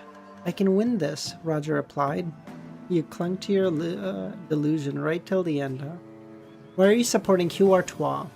Lady Moon instructed us to do so. She claimed that he is an open-minded man. Open-minded? What? As Franca channeled Roger, Lumin didn't linger, instead venturing into the study, assuming Alcai's appearance and shifting through valuable items. Armed with a short wire, he attempted to unlock a safe, but it was futile. Within the study, he discovered a suitable wooden box for housing the scythe. Carrying it, he went down the stairs, into the basement. The area appeared tidy except for a stone platform holding a statue. Employing his keen observations as a hunter, Lumin scoured the vicinity and uncovered a concealed door. With a grating sound, he pushed open the secret passage and revealed a corridor beyond. On either side of the corridor stood prison cells. Dozens, if not hundreds, of people crammed inside. In that moment, nearly a third of the captors lay lifeless on the ground, their bodies shriveled. They no longer drew breath and had lost their bodily function.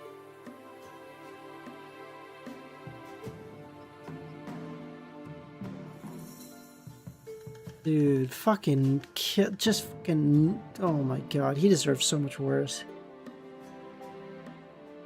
What the fuck, dude?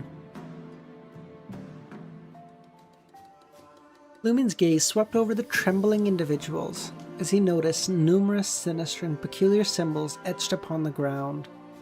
No wonder a heretic spellmaster wields such a formidable power on their home turf, Lumin realized. Not only did he possess the backing of a magic circle teeming with deceased souls, but he was also extracting the life force of others to replenish his own.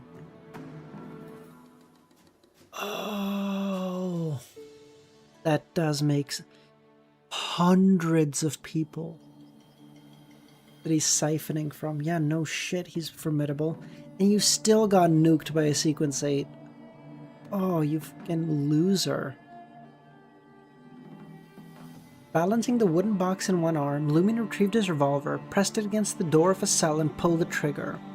And the iron lock shattered. After reloading, Lumin paid little attention to the captives. He progressively, methodically obliterated the locks of all the cells, and with the revolver holstered under his armpit, turned and left. When Lumin returned to the ground floor, Franca just concluded the spirit channeling and asked, "You find anything?"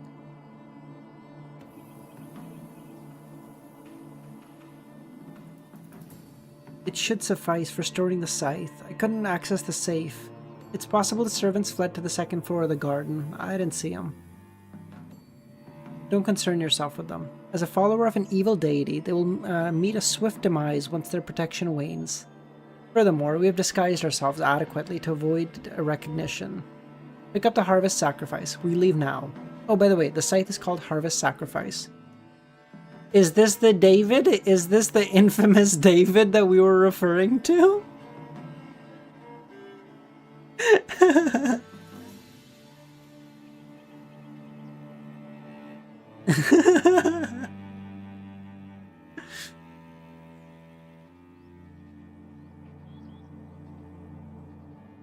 Before long, Lumion returned to Roger's lifeless body with the scythe in hand. Yeah, you're famous, David. You're famous. Your reputation precedes you. Before long, he then squatted down, tore off a section of his pajamas, crumpled it into a ball, and stained it with blood. What are you doing? Franca asked. Providing a hint to the official Beyonders, Lumion said. With the blood-stained cloth in hand, Lumion made his way to the living room. Beside the serene female sculpture, he wrote in Antesian, "Great Mother." Yeah, just...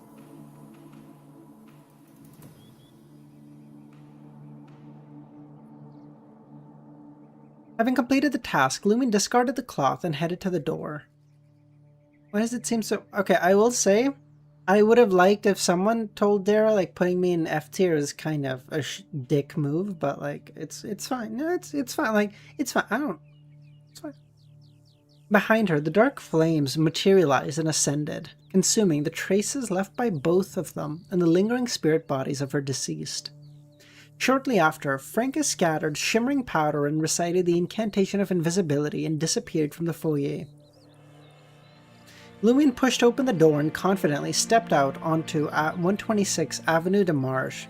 Said, "I will fucking permaban you, motherfucker. Try me."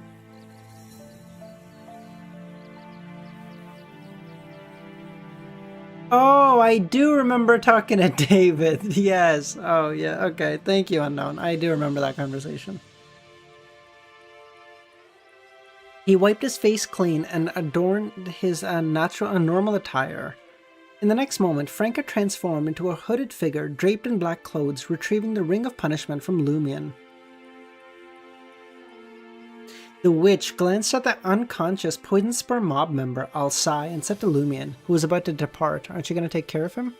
You know, Ciel knocked him out, and the person who killed Roger posed as him. Lumion remained silent, withdrew his revolver, fired at Alsai. Observing Lumion's nonchalant demeanor, Franca just shook her head inwardly and proceeded to deal with the remaining spirit body traces. She then concealed herself once again and departed alongside Lumion. After using a special lotion from Rentus to remove the excess black dye from his hair and transforming back into Ciel, Lumion, Franca smiled and inquired, "Do you want to keep the scythe? If not, I'll sell it and we can split the proceeds." "Your provoker potion should be almost fully digested. You'll need money to gather your ingredients for your advancement."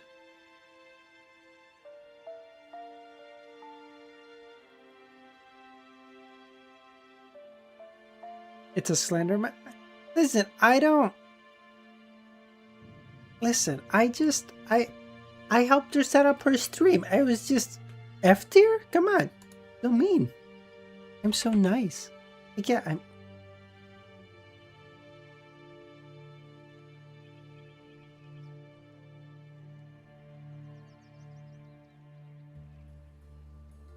Sudden digestion. Oh shit, are we going to sequence 7?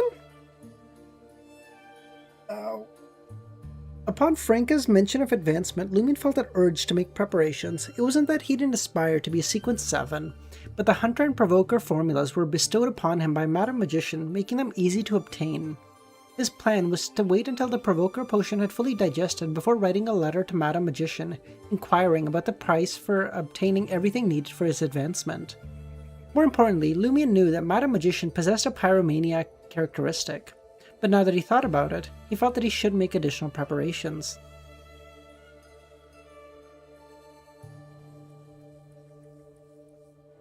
It occurred to him that Madame Magician might not be associated with the Hunter pathway, which meant she may not possess the pyromaniac potion formula. Moreover, she could have already given the characteristic to someone else. Lumion couldn't only rely on her, and Lumion couldn't be the only minor arcana card that she had possessed. It was likely that they all belonged to different pathways. While Madam Magician's level and abilities made it easy for her to acquire the pyromaniac potion formula and ingredients, she might be unwilling or face unforeseen delays. Let's sell it, Lumion said. The evil scythe possessed an uncanny sharpness and the ability to drain away the enemy's life through blood, perfectly suited to Lumion's close combat style. But it proved highly inconvenient to carry and conceal due to its usage restrictions. Most of the time, Lumion could only store it at the motel or at the bar, relying on it when attacked. Alternatively, he could draw it in advance and hide it in the cover of night shadows for offensive purposes. I remember, Sid. Yeah, they have the Red Priest card.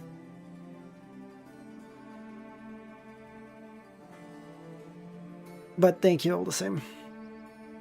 If Lumion wished to have it with him at all times, his only solution was to acquire a cello case and carry it on his back. But for a mob leader, that'd be suspicious. In fact, if Franca hadn't brought up the topic of preparation for his advancement. Tyrant, best pathway. My goat, Lord of Storm.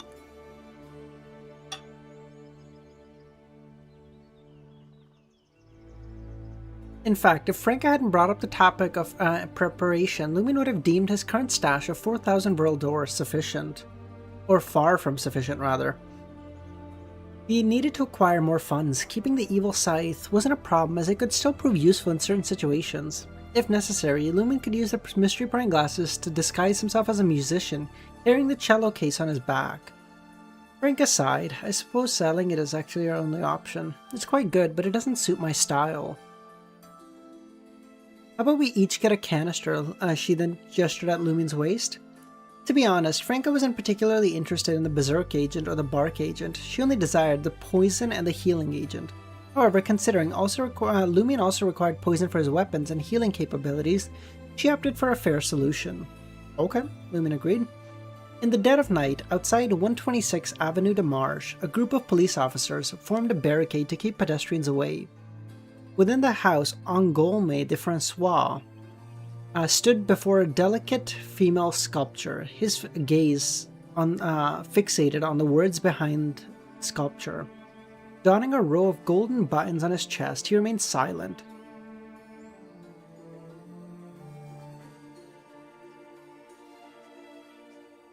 After a moment, the purifier of the Southern Continent descent emerged from the basement and approached Angolme. Deacon, we have found clear signs of sacrificial rituals to an evil god beneath us. There are deceased individuals who were used as living sacrifices. The prison cells have been unlocked, and some of the abductees managed to escape. Those who remain inform me that Roger did employ sorcery indeed. Kami, this is going to be the last chapter, so don't worry about it. Wait, you're telling me... Hold on. You're trying to tell me that someone comes in, opens all your locks, and some of you just say, like, I'm just gonna stay put? You don't even try escaping? You'd rather just slowly have your life force sucked out of you? Bro, what?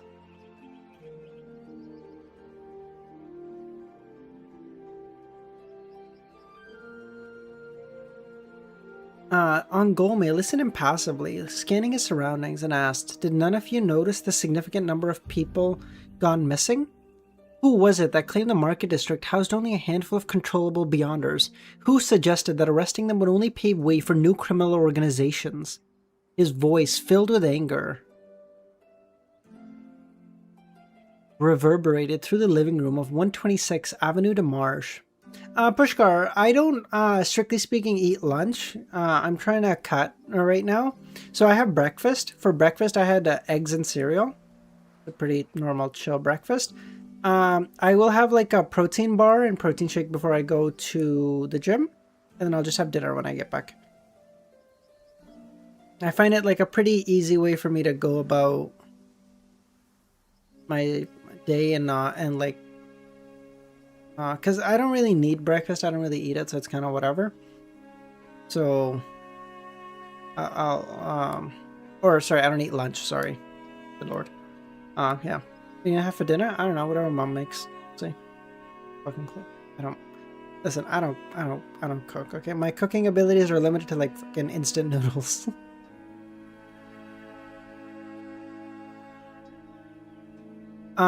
His voice, filled with anger, reverberated through the 126th Avenue to Marsh. At that moment, Angolme abruptly turned his attention to the delicate female structure. He sensed a fleeting surge of anger emanating from it. He had sensed a faint fluctuation of anger, but it disappeared. A light enveloped Angolme's body as he extended his right hand, opening the abdomen of the statue. There, a cavity large enough to cradle a curled-up human revealed itself. Within it rested a brownish-green seed, crumbling into dust.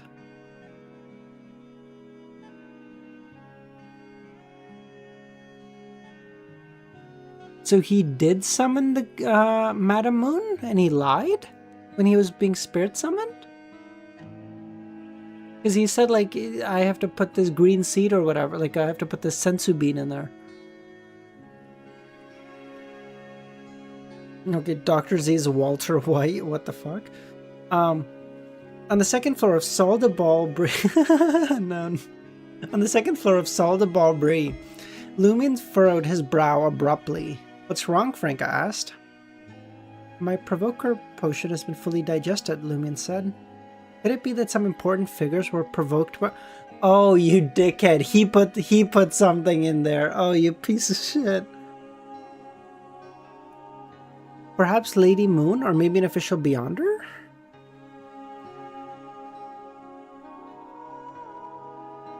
All possibilities, Lumion conceded. If he couldn't unravel the mystery, there was no need to dwell on it. After all, it was a positive development. It meant that he could now advance to Sequence 7. The realization struck him. He didn't need to meticulously summarize all the principles of fully acting to digest the potion.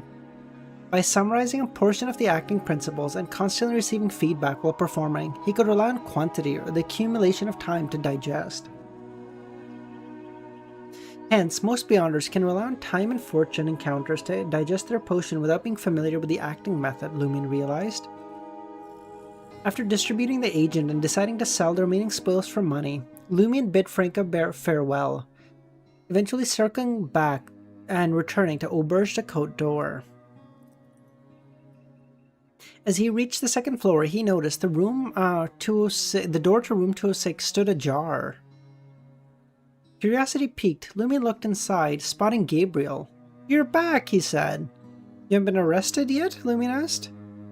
Moswa Nathan didn't report me to the police. In fact, he signed a contract with me and bought my script. He intended to make a down payment of 1,500 Vril d'Or, but considering how we frightened him, he deducted 500. Once the play commences, I'll receive 2.5% of the ticket revenues. I thought the revolver had coerced him into agreement, but fully expecting him to go back on his word. I never imagined that your script would genuinely move him like this. If you thought so, why did you do it? Lumion asked. Moswa Lop understands the idiosyncrasies of artists and doesn't mind such things. He mentioned that his previous mistress was a painter. She not only kept a sheep on the balcony, but also attempted to flirt with men. She even prepared fake props to try and convince him, which led to their breakup. Fuck. You Treerins, Lumion sighed. Even as the prankster king of Cordu, this was beyond him. He expressed his gratitude. Thank you very much. Although I don't agree with your approach, Moswa Lop never would have laid eyes on my script without you. Moswa Lop mentioned that we authors aren't cautious enough. We only covered half our faces once we reached our doorstep. After conversing with the guard in the lobby, he knew what we looked like. Once he calls the police, there's no escape for any of us. Why didn't you mask up earlier? Gabriel believed that CL should have been more cautious. Why would I? Lumion said. Then why did you eventually mask up? Because Jenna did, Lumion replied. What the fuck kind of logic is this? Even as a playwright, he found CL impossible to understand. He could sense that CL's state last night was abnormal, but didn't know why. Gabriel just sighed and said, fortunately, things turned out well, or we would have been arrested. He paused for a moment, realizing that CL was the leader of a mob. The crimes he had committed in the past were more serious than what happened last night. There was no need to worry. Even if the police came looking for him, he could hide. and no one would pursue him for such a trivial matter. Even if you get caught, Lumion chuckled, you're just an accomplice. You don't carry a weapon. You can secure your release by posting bail. With that, Lumion walked to his room. Gabriel watched Ciel's retreating figure with a mixture of confusion and relief. In room 207, Lumion observed fallen Mercury. He felt that if the dirk wasn't repaired, it would last a maximum of 3 months. Perhaps I should talk to Franca. She might know a couple of people who can mend mystical artifacts. After a while, he discerned the swapped fate that had taken place, the destiny of Roger gulping down alcohol. Lumion stored fallen Mercury, stood up, and left his room. Approaching the room 310, he heard frantic cries, "I'm dying! I'm dying!" Lumion pulled out a short wire, unlocking the room, and beheld a lunatic crouched on a moonlit floor, clutching his head. Leaning against the doorframe, Lumion just chuckled. "You're quite fortunate. The Mosuri ghost hasn't yet come to claim your life. I wonder if it's preoccupied or just slacking off," Lumion thought. Alright, look at that. Lumion's very lucky to know Franca, this is true.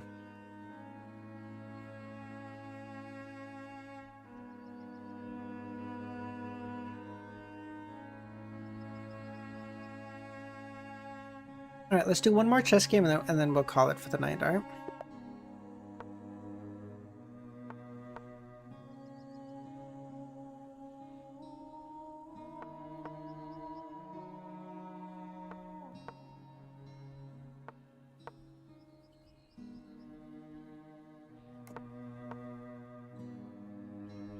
With the no.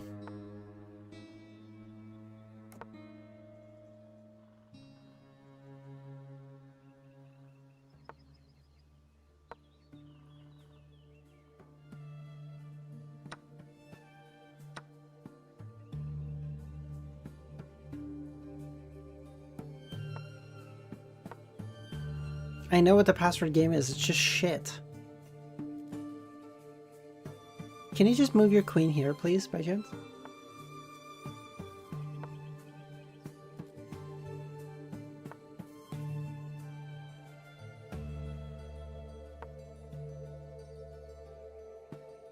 Why would I do that? That's so dumb.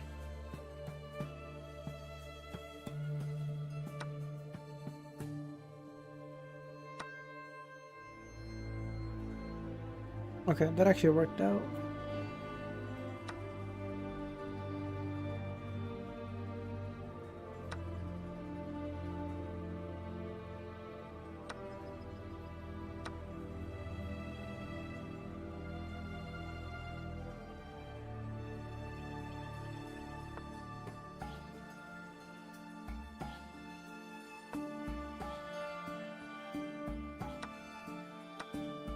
Okay, bro, what did you get out of that?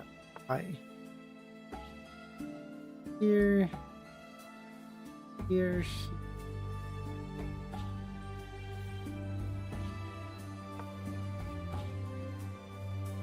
Gotta remember to take with the knight and not the queen first, and we'll be fine.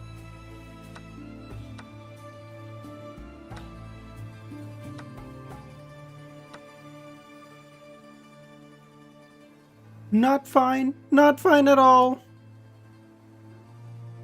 We fucked up, boys.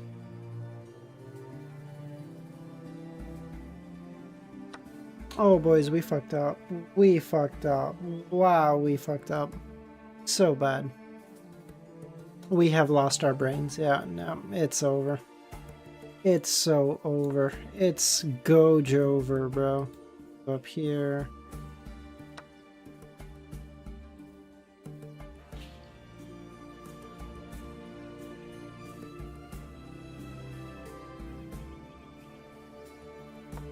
I don't.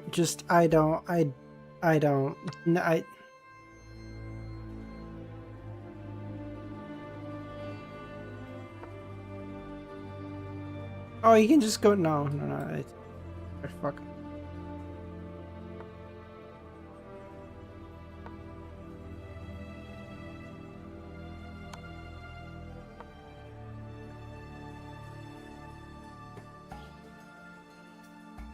Yeah, it's time to go to the gym.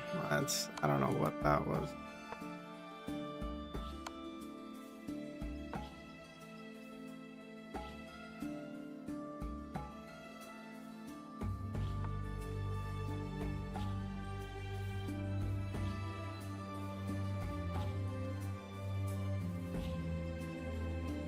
I go here, he goes here, I go here. Oh, sorry, he goes here, I go here, he goes here, I go here. Fuck it, I'm already losing. Might as well fucking go out swing. Fuck it.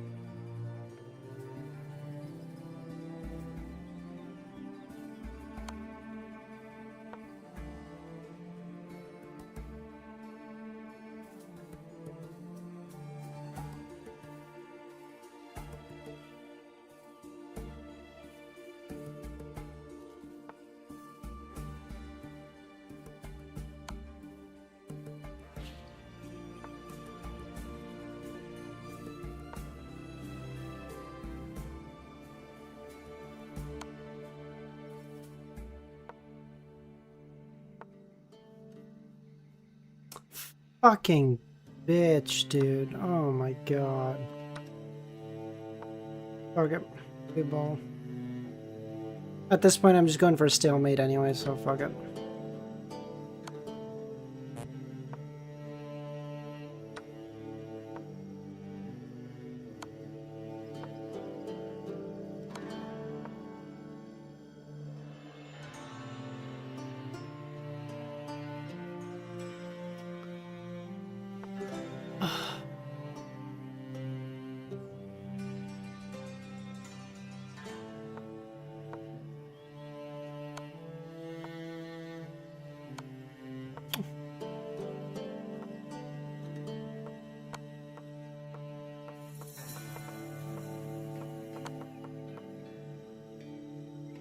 Okay.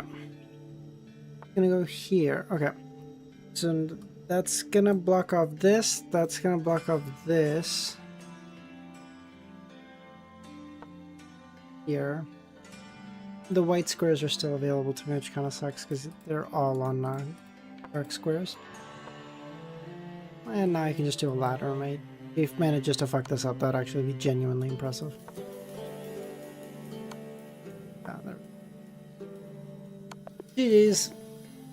Alright. Bad game. Bad game to end on, but it's okay. Alright, boys. Have a good rest of your nights. I'll catch y'all tomorrow. Have I finished reading Vinland Saga? No, I have not. I'm a fucking bum, bro. I have not. Bye, guys.